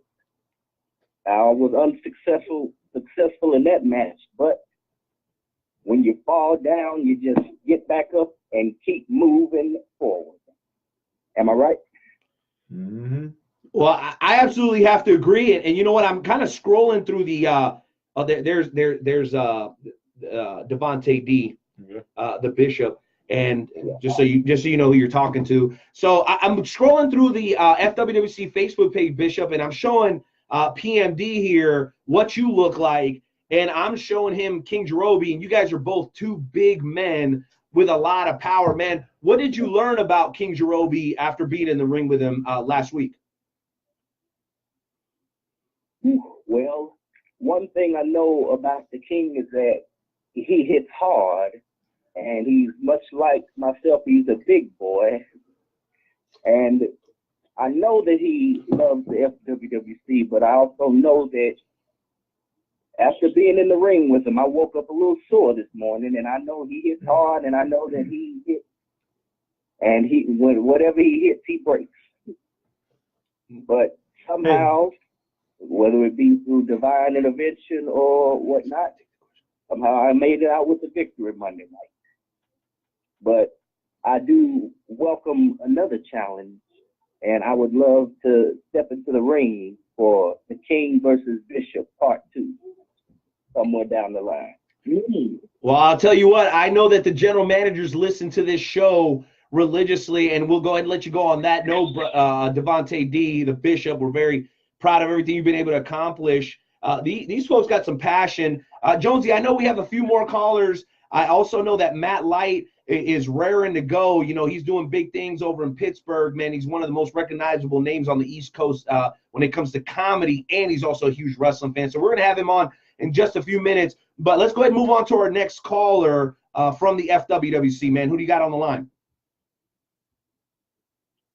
The next person that we got online for the FWWC is a man that knows no time, and that is Kronos, the Titan of Time. Hello, sir. How are you, sir? Well, I'm well. How about you all, fellas? Hey, what up, big man? Doing pretty good. I can't complain. It's always good to hear that we can't complain about our things. I'm going to go ahead and say that I have one small, minute detail.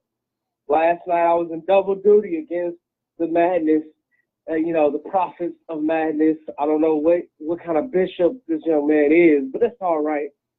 They were able to be successful. My complaint is not that I was unsuccessful. My complaint is not that I was in that match. My complaint comes into the fact that it's still being noted that we were shut down. And it's still being noted that we were glad to be back.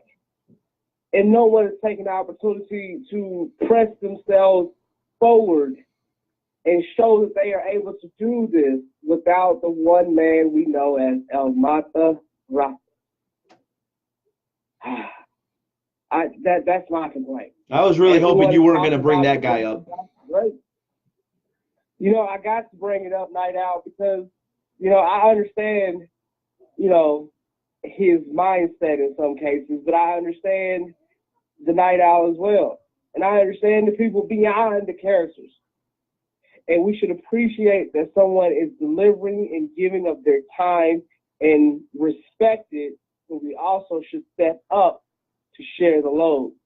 And as we complain about the general managers, I can safely say, you can complain all you want, but what are you going to do differently?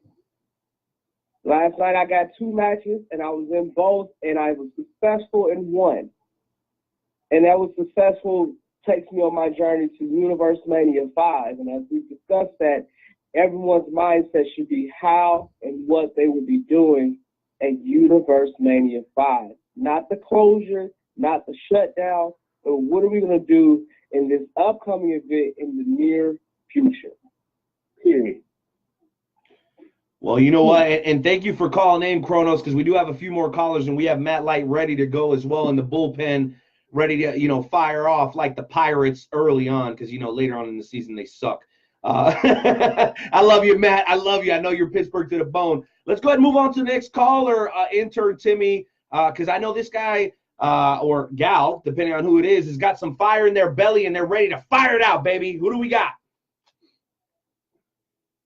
We have the host of the FWWC tonight, the Blue Bland's own Curtis Black. Wow. Hello, Curtis, how are you, sir? This is awesome. Oh, I'm doing great. Co-host. I want to clarify, I'm not the only host. Co-host. But doing good. How are you guys doing tonight? We're chilling, man. I'm chilling with PMD tonight, man. I'm having a good dang night. All right. Well, I'm mostly calling in to talk about the podcast tomorrow. But one thing I want to touch on off of what Kronos was saying about what are people going to do, it's been real clear that at least some of us are taking action into our hands. Anybody's been paying attention to what's been going on with myself and a certain general manager, people are taking action, even if it's not getting noticed by everybody. So some of us are actually trying to make our respective brands better. But mostly, I'm calling to talk about episode 100 of the FWWC tonight, which should be taking place tomorrow night. And it's going to be 2 hours. It's going to be back to our old timeline. And there's a rumor going around, and hopefully we get some confirmation tonight, that there may be some special guest hosts showing up tomorrow night as well. Well, you know, real quick, Curtis, on that note, I do believe I've gotten a message here that we have another caller on the line. Jonesy, can you check with intern Timmy and confirm that, please? Do we indeed have another caller, or I should say a surprise caller on the line? A surprise caller. Well, let's see. We do have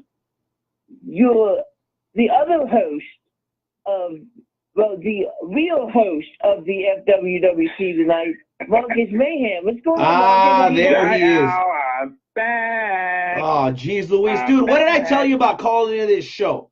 Every time you call on here, you disrespect me. I got a special guest in the house. The man even brought me some Miller Lite. I'm having a damn good night. Why do you have to show up here to mess it all up? I'm surprised you even have friends. What? What a win. Shut your mouth, Nightmare. Wow. Every time these clowns come on, I get disrespected. Don't forget who signs your paychecks, Mr. Mayhem. El Mata pays me pretty good. Oh, I don't you guys. need your chump change.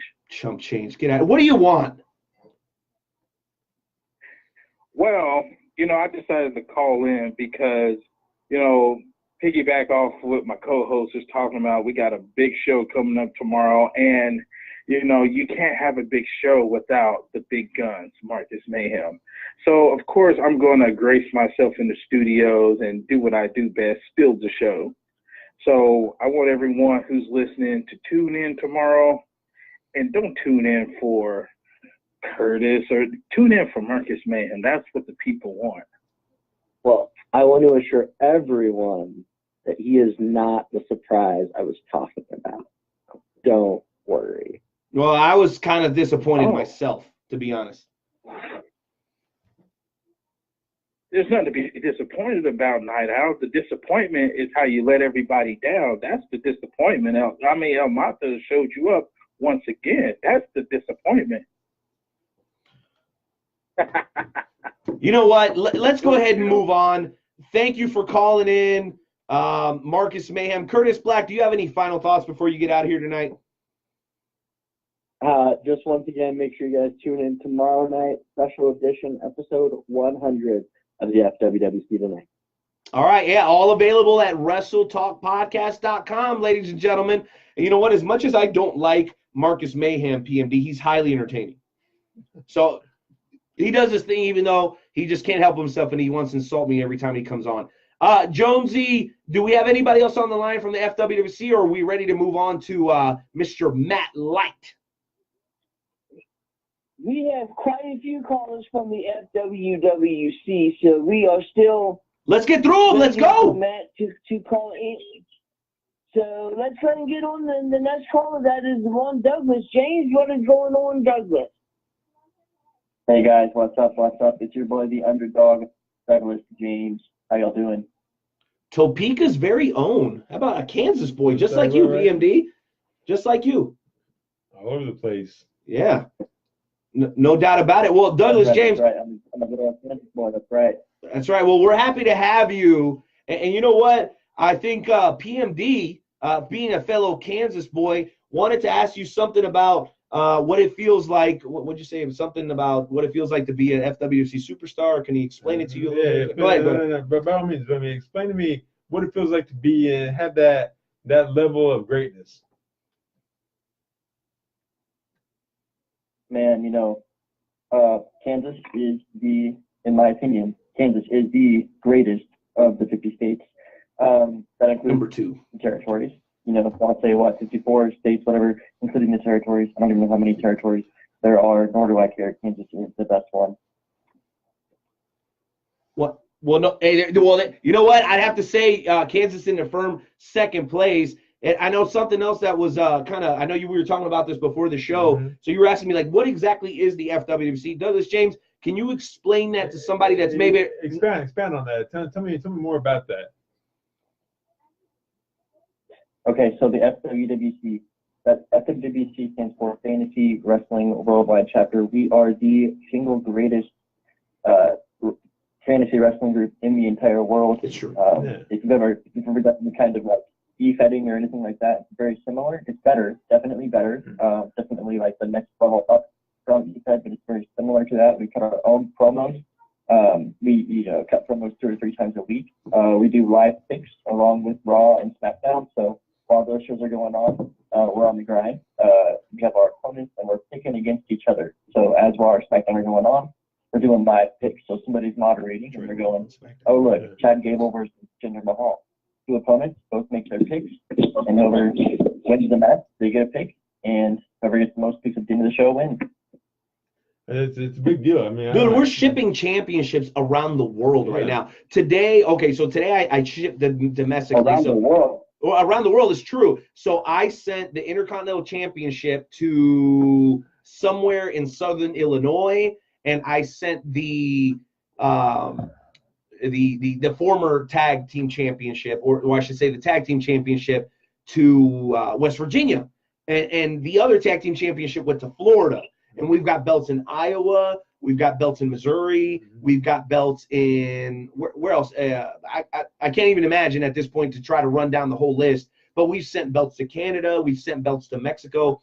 It's kind of a cool deal, man. And so when you're talking to anybody from the FWC, you're talking about the highest level, the most elite level wrestling fan. Not only do they watch it on TV every week, PMD, but they also compete in a fantasy wrestling league, much like fantasy football. So is there a place where somebody can go? I mean, for the viewers that are watching this right now, is there a place where they can go and check out some literature, some guidelines, some rules, you get the word on the FWWC? Well, dude, WrestleTalkPodcast.com. There's a FWWC tab.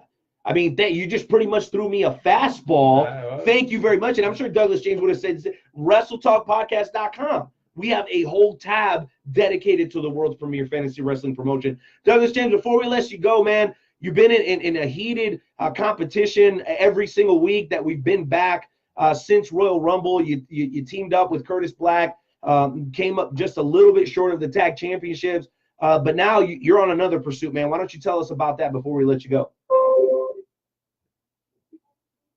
Absolutely. Here at FWWC, it's a very well-known fact that I've never been a champion, and people like to hold that over my head. So something that I've decided to do this year, I am going to start going after people who have held high-profile championships here in this group, and I'm going to prove not only to myself but to everybody watching around the world that I belong here, and that I will be a champion, and I'm going to prove that by defeating former champions or current champions. I don't really care. Whoever it is, I'm going to come out on top. I'm going to be a champion, and there's nothing that anybody can do about it. Capiche? I'll start to sound like Big T.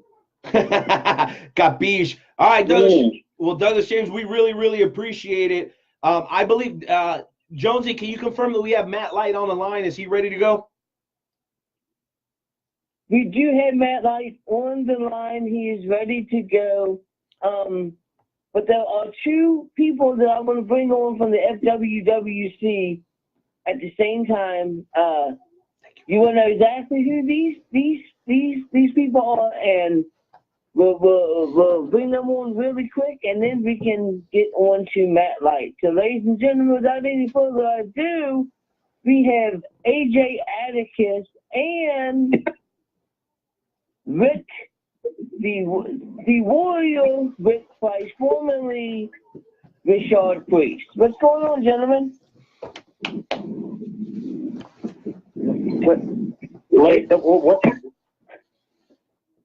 What kind of introduction was that?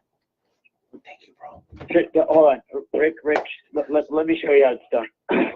Ladies and gentlemen of the Wrestle Talk podcast, my name is AJ Atticus, and I am your former host with the most and the baby face everyone loves to hate. And obviously the other gentleman on the line is my former co-host, the Warrior Richard Priest. Thank you very much, AJ. And I think the big announcement that Curtis Black was trying to get to earlier is tomorrow night, AJ. From what I understand, we are back. Oh, it's the FWWC Tonight Takeover. Is that what it is? From what I understand, it's episode 100. So you are getting the real host of the FWWC, not the guys that can only hang for 1 hour. Yeah, you get the original. Jeez Louise. Jonesy, I'll go ahead and let you take the first question because I know you're excited to hear these guys are back on the air, especially the Warrior, right? La Familia's own. I swear, every time I hear that name, it just makes me want to barf in my mouth. Yeah, so how excited are you guys to be back for episode 100? Like that's pretty big. 100 episodes of the FWWC tonight. I mean, me personally, it's definitely an honor to be coming back for episode 100 after the long run me and Richard had, and then the very abrupt ending of my time on the FWWC tonight. But I look past all that. That's all water under the bridge, and I'm looking forward to coming back for this very special occasion and joining my partner in crime, Richard Priest. At one point in time, I would tell AJ that it's an honor because he gets to be on me. But with all honesty, since the change that I have, the new outlook I have on life, it is actually an honor to do episode 100 with AJ Atticus. and I think those other two bums that will be joining us as well. Well, I actually have a question, and it's directed to you, Rick Price. So you have basically not said a whole lot concerning the whole situation about the FWWC shutting down, El Mata basically taking everyone's championships, and then, of course, now that we know that one of the matches at Universe Mania 5 will involve myself and El Mata, and it'll be for control of the group as a whole. You've not said much, but considering your recent change, is one to surmise that you're on the opposite side of El Mata now? Or are you still going to kind of fall in line and buy the propaganda and continue to side with a man that clearly has no intention of ever contributing anything other than negativity and hate to the FWWC? Oh, first off, Nano, do you have any siblings? I do, actually. I have an older sister. Okay, so you can still love your siblings, back your siblings, even if you don't like the moves they're making, correct? Yeah, that's 100% true. That's where I stand right about now, and that's my only comment. Okay, I appreciate that. That's a lot more than I would have got from Rashard Priest, I'll tell you that much. This question is directed to AJ Atticus. AJ, you know, and I hate to be this guy, but let's just be honest. That's what the people of the Wrestle Talk podcast want to hear. And I just want to let everybody know PMD is gone. He had to take off to handle some personal stuff. And then we're going to have Matt Light on in about 2 minutes. So everybody hang tight, and we'll have him for about 15 to 20. But anywho, AJ Atticus, nobody's really heard from you for a very long time. All of a sudden, episode 100 rolls around, and you're back. You get the prime spot. You get an hour's worth of the show, from what I understand. I got a couple of notes on this earlier, so you guys are going to do a full hour, and the Curtis Black and Marcus Mayhem are going to do the other hour. What makes you feel entitled, if that's the right word, to just be able to come back for such an important moment in the FWWC, which is episode 100 of the FWWC tonight? You know, I don't feel it's a position of entitlement. I didn't come in and say, hey, you're giving it to me. This is my show. This is my time to shine. It was brought to my attention, and it brought up in conversation. I was like, you know what, that sounds interesting. But throughout the whole thing, it's all been about timing, planning, and positioning. And, you know, I feel my time away, it has been long. And it's just overdue, a time for AJ to step back in the light. And I may not be the only one stepping back into the light. Well, that's great to hear. And you know what? I had to ask that question because I know other people were thinking it. But personally, I think that you guys coming back and being a part of episode 100 is probably the best thing that could have happened. It's the past, it's the present, it's the future of the FWWC and the FWWC Tonight podcast, which is sponsored by the Wrestle Talk podcast. Listen, guys, we're grateful to you. Matt Light, again, is in the bullpen, ready to throw some strikes. Let me just go ahead and allow both of you guys to make your final statements, starting with you, AJ, concerning the show tomorrow and why people need to tune in. I mean, let's talk about it. You have the original host. You have Richard Priest, AJ Atticus. You know, Richard Priest has been hanging around, been doing this thing like he has this new change, new attitude. An evolved AJ coming back. It's been a while since I've been there, but we're talking 100th episode, groundbreaking, history making. Why would you not want to tune in? That's my question. Sounds great. And what about you, Rick? You know, it's been a while, but I have a feeling I need to bring out, since AJ keeps calling me Richard Priest, I'm going to bring out one Richard Priest quote for tomorrow night, and that's, "You're welcome." Oh, gosh, please, no. We already have to put up with Marcus Mayhem tomorrow night. Now we got to put up with Richard Priest? Are you serious right now? But hey, now if we're gonna have Richard Priest back, then we got to play this.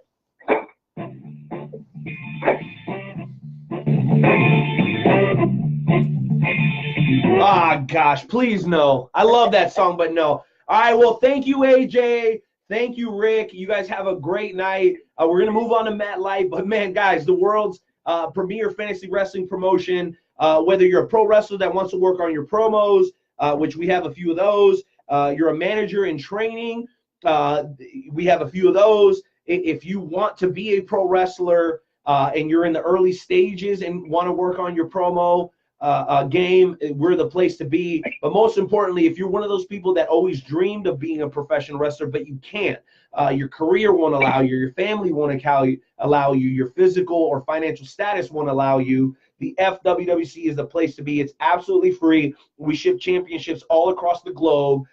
We do picks on Mondays and Tuesdays. Douglas James did a great job of explaining it.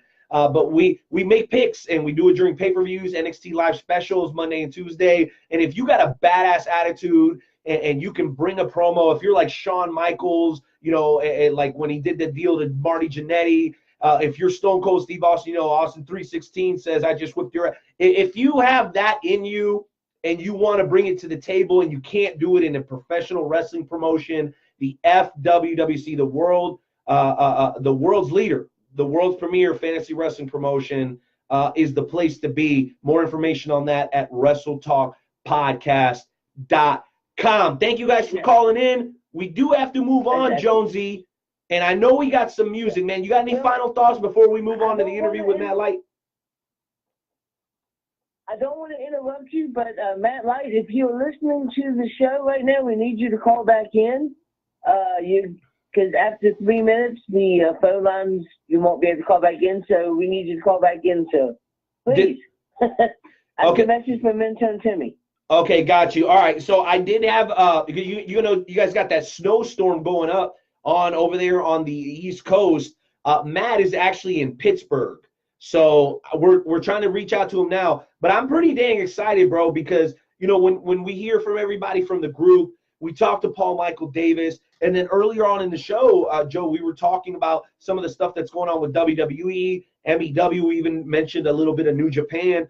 Dude, it's like continuing to build. Little by little, the professional wrestling world is continuing to make an impact.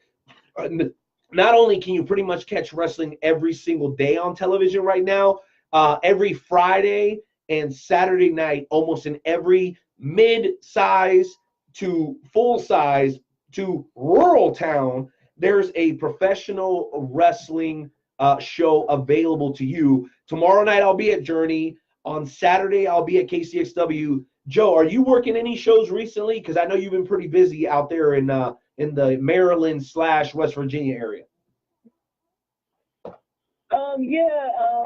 Let's see here. Next weekend I have I believe EPPW, and then in May in March I've got ATCW, and I've got Phoenix Pro Wrestling on So you are going to be busy. Dude, yes. That's so awesome. And I'll tell you what, dude, it makes me excited, especially because, you know, within the last year and a half here in my area, we've gone through a huge transition. I mean, everybody's heard it more than once before. We had Metro, and then we had like this amazing year of NWL, and then it disappeared. And now, kind of like out of the ashes, dude, we've got Journey, we've got KCXW with a new venue, we've got all the stuff with the KWA going on, you know, including MEW and XXW, and it's really damn exciting. So, you know, ultimately, there were a few quick things that I wanted to hit on for sure. And I know we talked about them a little bit earlier. Number one, next week, we are actually going to have Nick Chin on the show, who is a Journey Pro referee. So we'll get to talk to him fresh off of the Journey Pro show at Kansas Hall over in Overland Park. And then I also wanted to touch on this, Jonesy. One of the promotions in the KWA, the Kansas Wrestling Alliance, is World Wrestling Express. And I saw something a little bit earlier today that kind of hit close to home. And, you know, from time to time we do the prayer segment here on the podcast. And I saw this post, and if you guys want to see it, make sure you like a World Wrestling Express on Facebook. It says, we here at WWX have learned that a promotional partner's general manager has undergone a triple bypass heart surgery. We would like to wish Kim Neal of Leonard Pizza Hut, that's Leonard, Kansas, the best and hope you get well very, very soon. So as you can see, guys, in the pro wrestling community, if you can put your arrogance and you can put your ego to the side, there's actually some really, really great things going on. And there's a community building slowly. Part of it is the independent scene. Part of it is the WWE and its fans. Part of it is all the stuff that's being available from Japan and Mexico right now. We play a part as a podcaster, the reporters, everybody. There's this swell. And I think we're getting close to a point, not where it's going to peak out, but where we're going to reach another golden era. I want to go ahead and preface that by calling it the platinum era of the not only of the FWWC, but of the professional wrestling world as a whole. I mean, it just feels like we're heading in that direction, and that's why I'm so excited, bro. Like, I seriously got to a point where I was considering, stepping away, because I got a good job, I have a beautiful family, and I've got a lot of opportunities in business outside of the world of pro wrestling.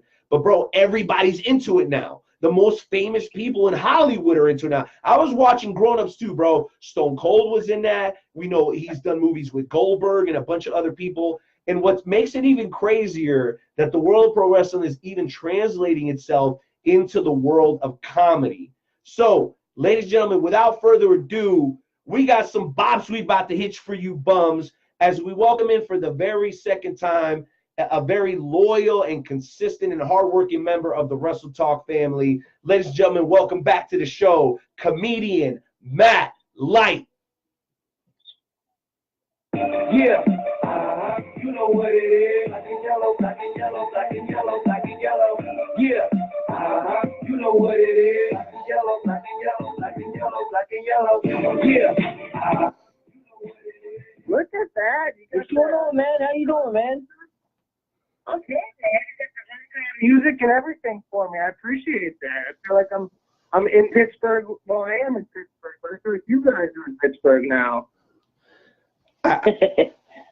Well, I'm close enough to Pittsburgh, so. Yeah. Nice. Well, Matt, bro, what's up, man? I'm excited to have you here. Bro, I know you were like double booked, right? Like some of the best stars in wrestling usually get, you see some of these guys twice during the show. And here we are, man. Matt Light, you were on another show tonight. We want to talk about that real quick. But, man, welcome to the Wrestle Talk podcast, bro. We're excited to have you, bro. You're a hot commodity kid. Yeah. You're hotter than Antonio Brown, bro. And you know what I'm saying? So I don't think I'm as hot as the jersey I burned of his, but I'm pretty close. Well, wait a minute. Wait a minute. Were you that guy, dude? Because I saw a guy that got tons of heat from not only like Antonio Brown, but some other like NFL players about burning the jersey. Were you that guy that was doing that? You burned the Antonio Brown jersey? I was that guy. Oh yeah, I roasted AB for about 40 seconds about why I was sick of his bullshit, and I lit the jersey on fire, and then within a day there was like 4 million views. So I was like, okay, again, viral.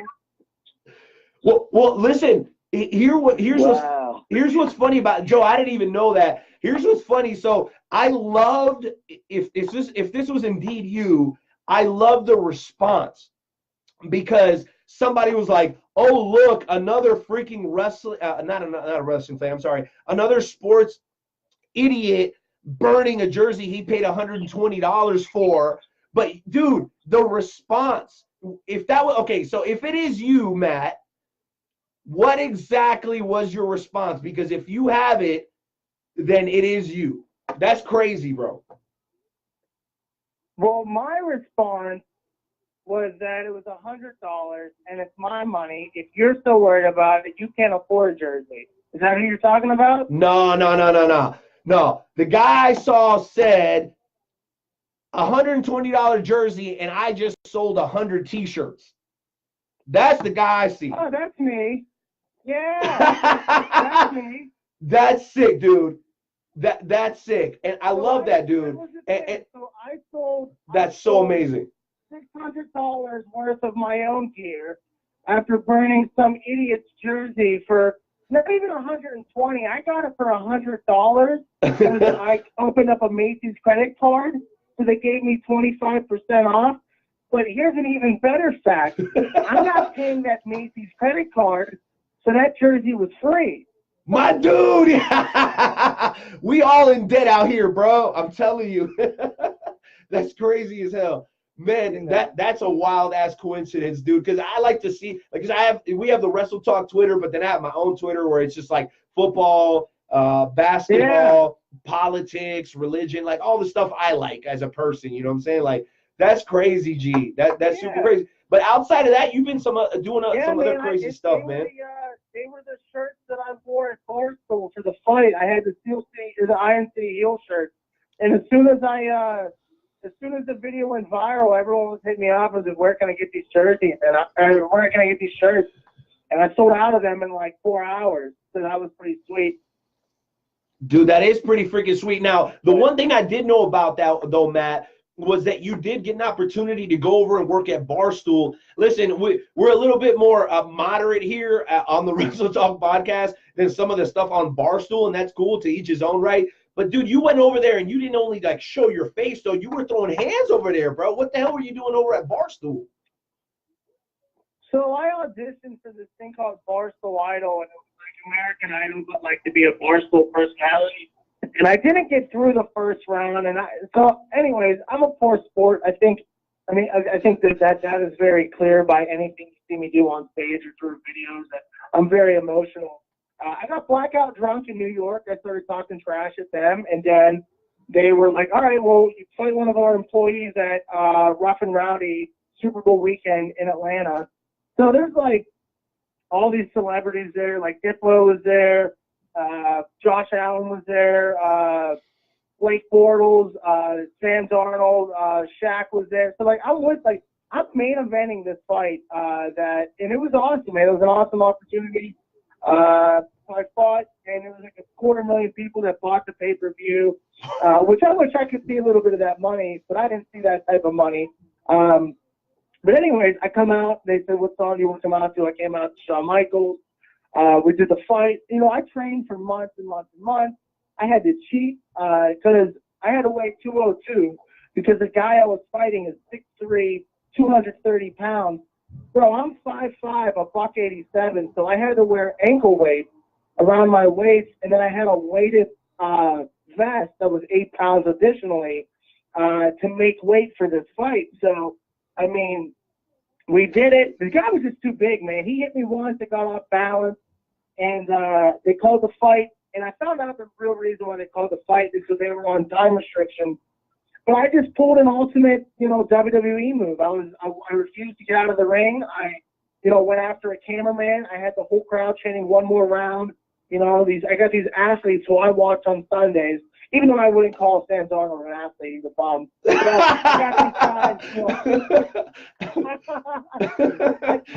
I got these guys calling my name and chanting me, and I did the suck it, and it was awesome, man. And it was great because I lost the battle, but I won the war.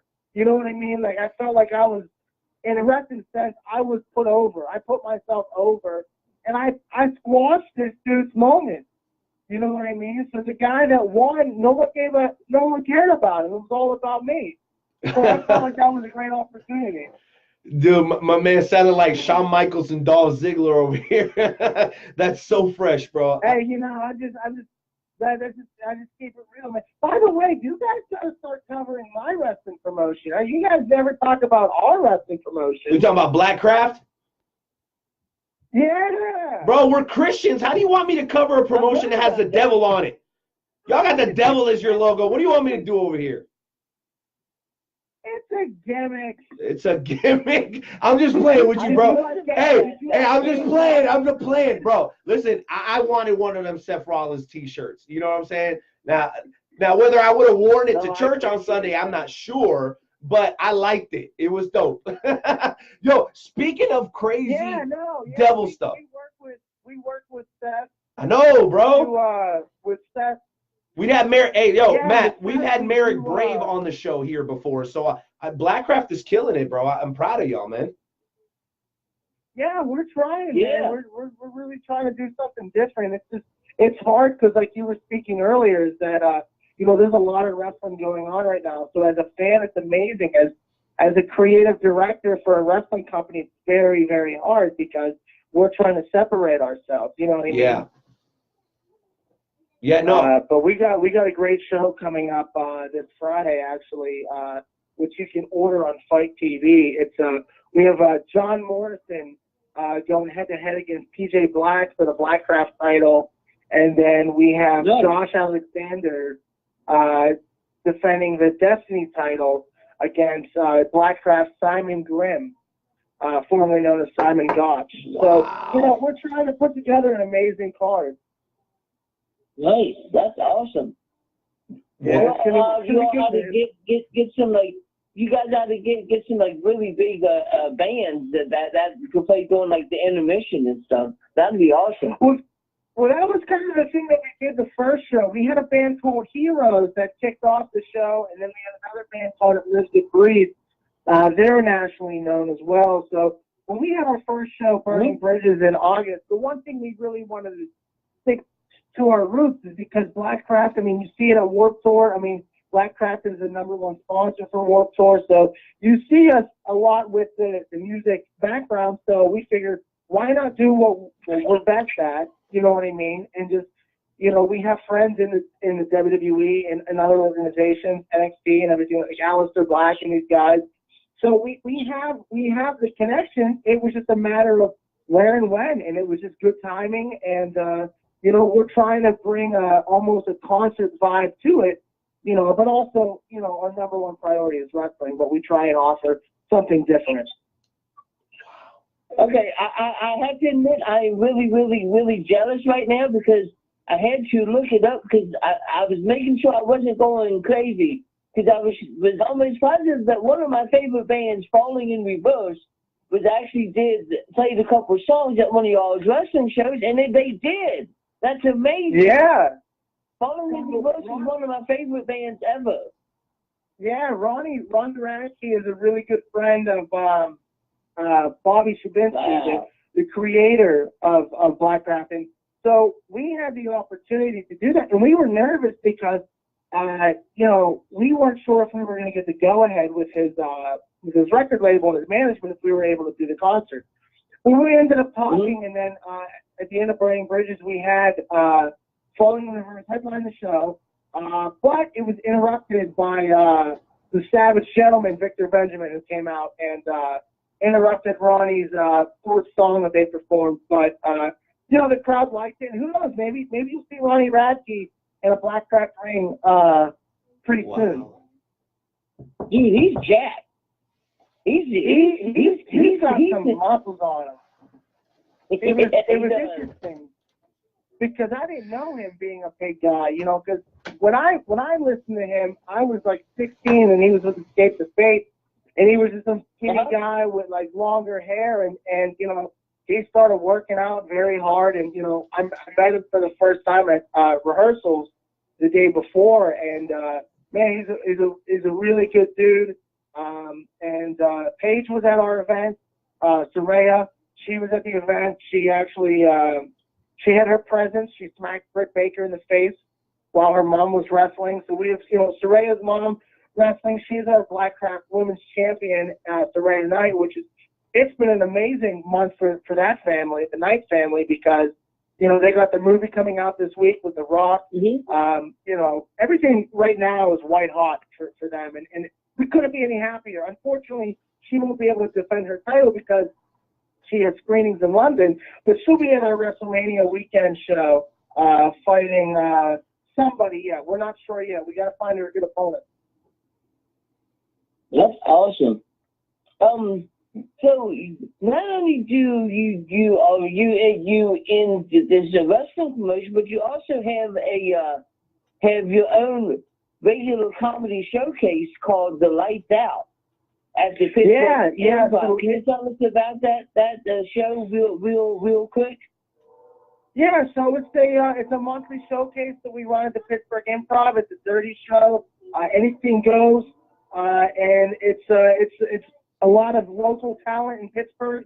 And then typically comedians that you see that come during the weekend, they'll come out a night before and do my show as well.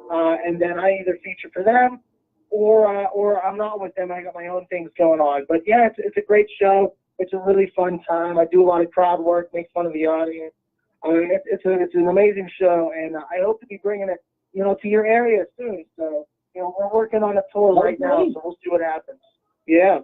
Hopefully. Now, you haven't been giving anybody else the stunner on stage, have you? No. And it's funny because when all of that went viral, I didn't know at the beginning, and I found out that this was a big deal. I was at Taco Bell, and there was a kid maybe like 12 years old, and he came up to me, and he said, "Hey, are you the guy that gave the Stone Cold Stunner at the comedy show?" And in my head, I'm like, oh my God, this is so cool. Like, I've never heard somebody say something about my work before. But I responded by saying, no, that's not me. Wrestling's fake, kid. And I walked away.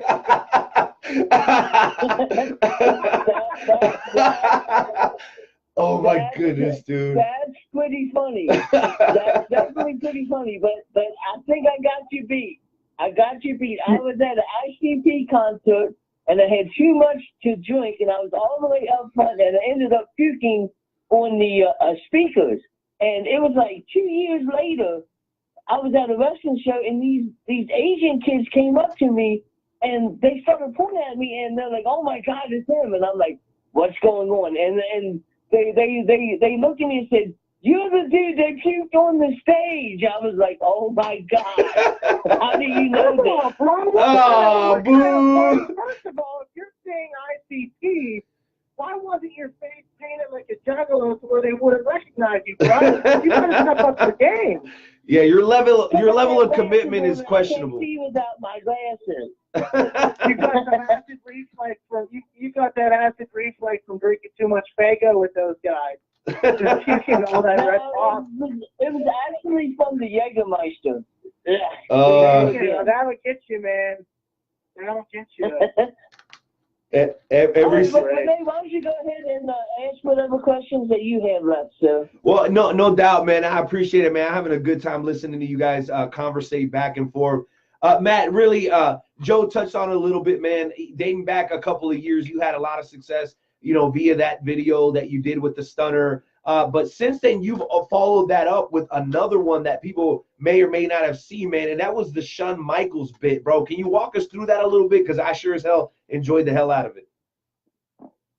Yeah, so what happened was I was getting my push in Pittsburgh. I was getting an opportunity to headline at the Pittsburgh Improv again, and when you do a video that goes viral and you see it on ESPN links and Good Morning America links, you have to top that. You know what I mean? Like, nothing will ever top the Stone Cold Stunner because it's one of the most iconic wrestling finishers of all time. But I had to do something a little bit crazier because, doing stand-up, I don't throw people through tables every night, and sometimes people expect that.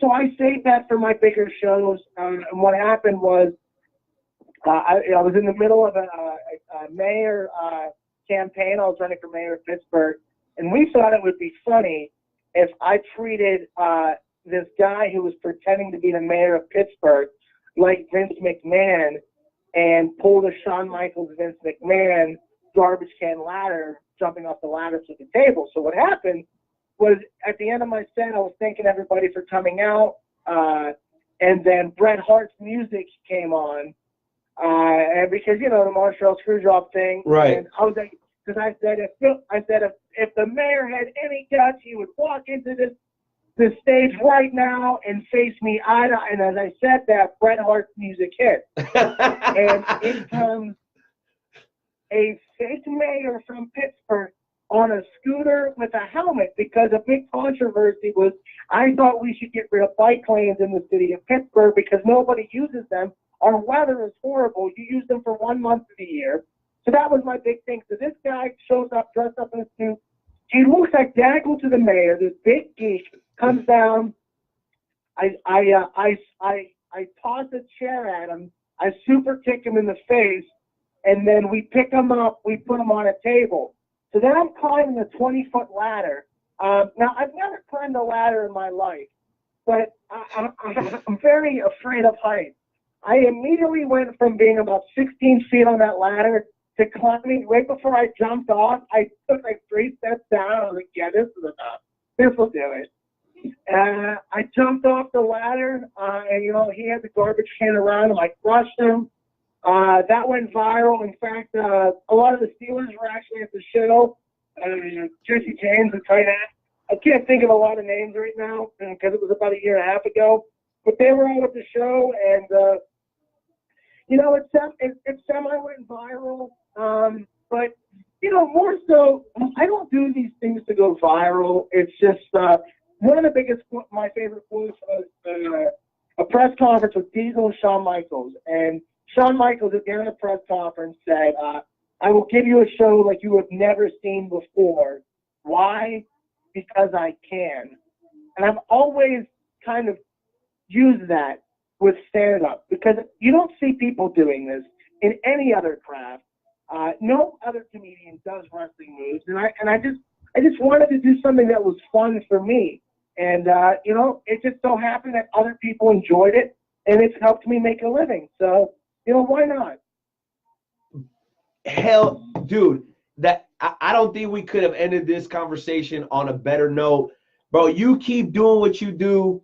We're going to show you love. We're always going to show you love because you came onto the show before we could do a 2-hour and 20-minute Facebook Live and have someone watching all the way through, dude. An honor and a pleasure on both sides, bro. Please promise to come back because I know you got some big stuff going on. Question, are you going down to WrestleMania this year? I am 50-50 right now because I have an offer to open up for Joey Diaz in Pittsburgh. So we will see. I say 50-50 right now. All right. Well, listen, either way, bro, I know you're going to absolutely kill it going down the stretch run. I'm excited always to be able to talk to you. You know, I'm a huge fan. And, bro, I appreciate you coming on, man. It was a blast. Joe, I want to let you jump in here and say goodbye as well. Matt, I appreciate you always putting out good, entertaining stuff, man. You're obviously passionate about what you do, and you're just helping us do what we love to do here on the Wrestle Talk podcast, man. And that's just let more and more people know how awesome and exciting and just crazy pro wrestling is, man, whether it be through podcast, comedy, actually doing it in the ring, or whatever it is that your affiliation is with pro wrestling, man. It's just about growing it and making it better. Because 2019 is going to be sick, dude, with AEW and all that stuff going on, bro. It's going to be crazy. We got women headlining WrestleMania, Matt. It's crazy.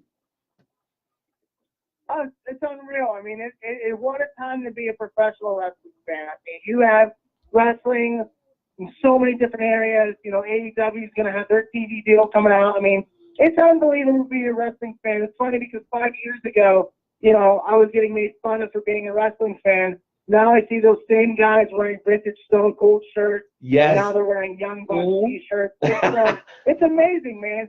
And there's nothing better than the wrestling community, man. They've been nothing but grateful to me. Heck yeah, bro. You got Damian Lillard walking into practice or games with a Stone Cold mask and a belt. It's crazy. Joe, say goodbye to Matt Light so we can close out tonight's show, bro. All right, brother. Dude, thank you so much. Yeah, I just wanted to say thank you for coming on, taking time out of your busy schedule. You're more than welcome to come on anytime. We can talk some more Black Craft Wrestling, some more comedy. It'll be up to you. It's amazing. Thank you for taking time out of your busy schedule, sir. I appreciate that, man, and I'm going to hold you guys to it. When I get some big news soon, you guys will be the first people to hear it, I promise. And you know what, bro? Just because, Awesome. dude, Matt, you're the man, bro. I promise you, and I'll give you my commitment. We're gonna be on the Black Craft train 100%. We're gonna make sure everybody in the Midwest that's a wrestling fan knows all about Black Craft. I know you guys are killing it online. The shows are dope, and I'll be out in West Virginia sometime next year, bro. So maybe, you know, if you save your boy a seat, we'll be there representing in the front row. Yeah, brother. Yeah, baby. You gotta let me know your t-shirt sizes.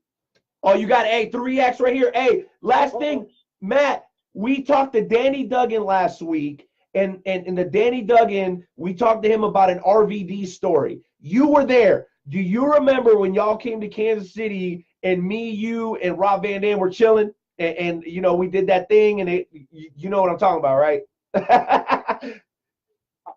Oh, I know. Oh, yeah. There's my confirmation right there. People was looking at me like crazy. Like, you weren't hanging out with RVD. You didn't go get that dude a sack. I'm like, you want to bet? I got Matt Light coming on next week. He can confirm it. All right, baby. Canada. You were with us. Canada to Michigan to Pittsburgh to Kansas City to West Virginia. Can I tell you guys? Yeah. Can I tell you guys one of my favorite RVD stories real quick? Yeah, bro. Close us out with the RVD story, and then the music to close the show is going to be Black and Yellow. Wrestle Talk Podcast every Wednesday, 7 p.m. Central, 8 p.m. Eastern, WrestleTalkPodcast.com. Matt Light, it's going to be the best end to the show ever, baby. Hit us with it. So my favorite RVD story of all time was when we were on tour. The first tour we did, we had to go to Oklahoma City, which was 2 days before you guys.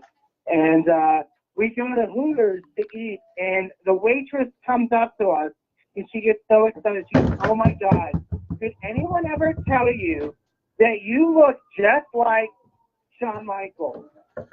And I lost it because he was not happy at all. So you see that Rob is completely upset about it. And I was like, "Oh, yeah, come on, Sean, just give her an autograph. Come on, what are you going to do, not give her an autograph like that?" He's like, "Man, I'm not Shawn Michaels." I was like, "Come on, dude. We know, just being a Heartbreak Kid, I'm wearing your socks." And I had Shawn Michaels socks on with his face. I'm like, "You gave me these, dude." He was so pissed off, he got up and went back into his rental car until we were done. And then the server said, "Did I really upset Shawn Michaels?" I go, "That was Rob Van Dam." And she's like, "Oh, my God, why didn't you tell me?" I was like, "Because now I have a story about how I ruined Rob Van Dam's day at Hooters." So that's it. That's awesome. Thank you, Matt. You are amazing. Until next time, All right, guys. See you later, guys. Thanks a lot. Bye-bye. Peace. Yeah. You know what it is. Black and yellow, black and yellow, black and yellow, black and yellow. Yeah. You know what it is. Next week, episode 235. Wow. 235, ladies and gentlemen. Next week, we got independent wrestler Nick Kim and primetime Amy Lee. That will be a mature audience podcast. Let me tell you, mature audience. Amy Lee does not hold any punches. Yeah. All right, ladies and gentlemen, until next week, from Jonesy and the Night Owl. Thank you for using Blog Talk Radio. Goodbye.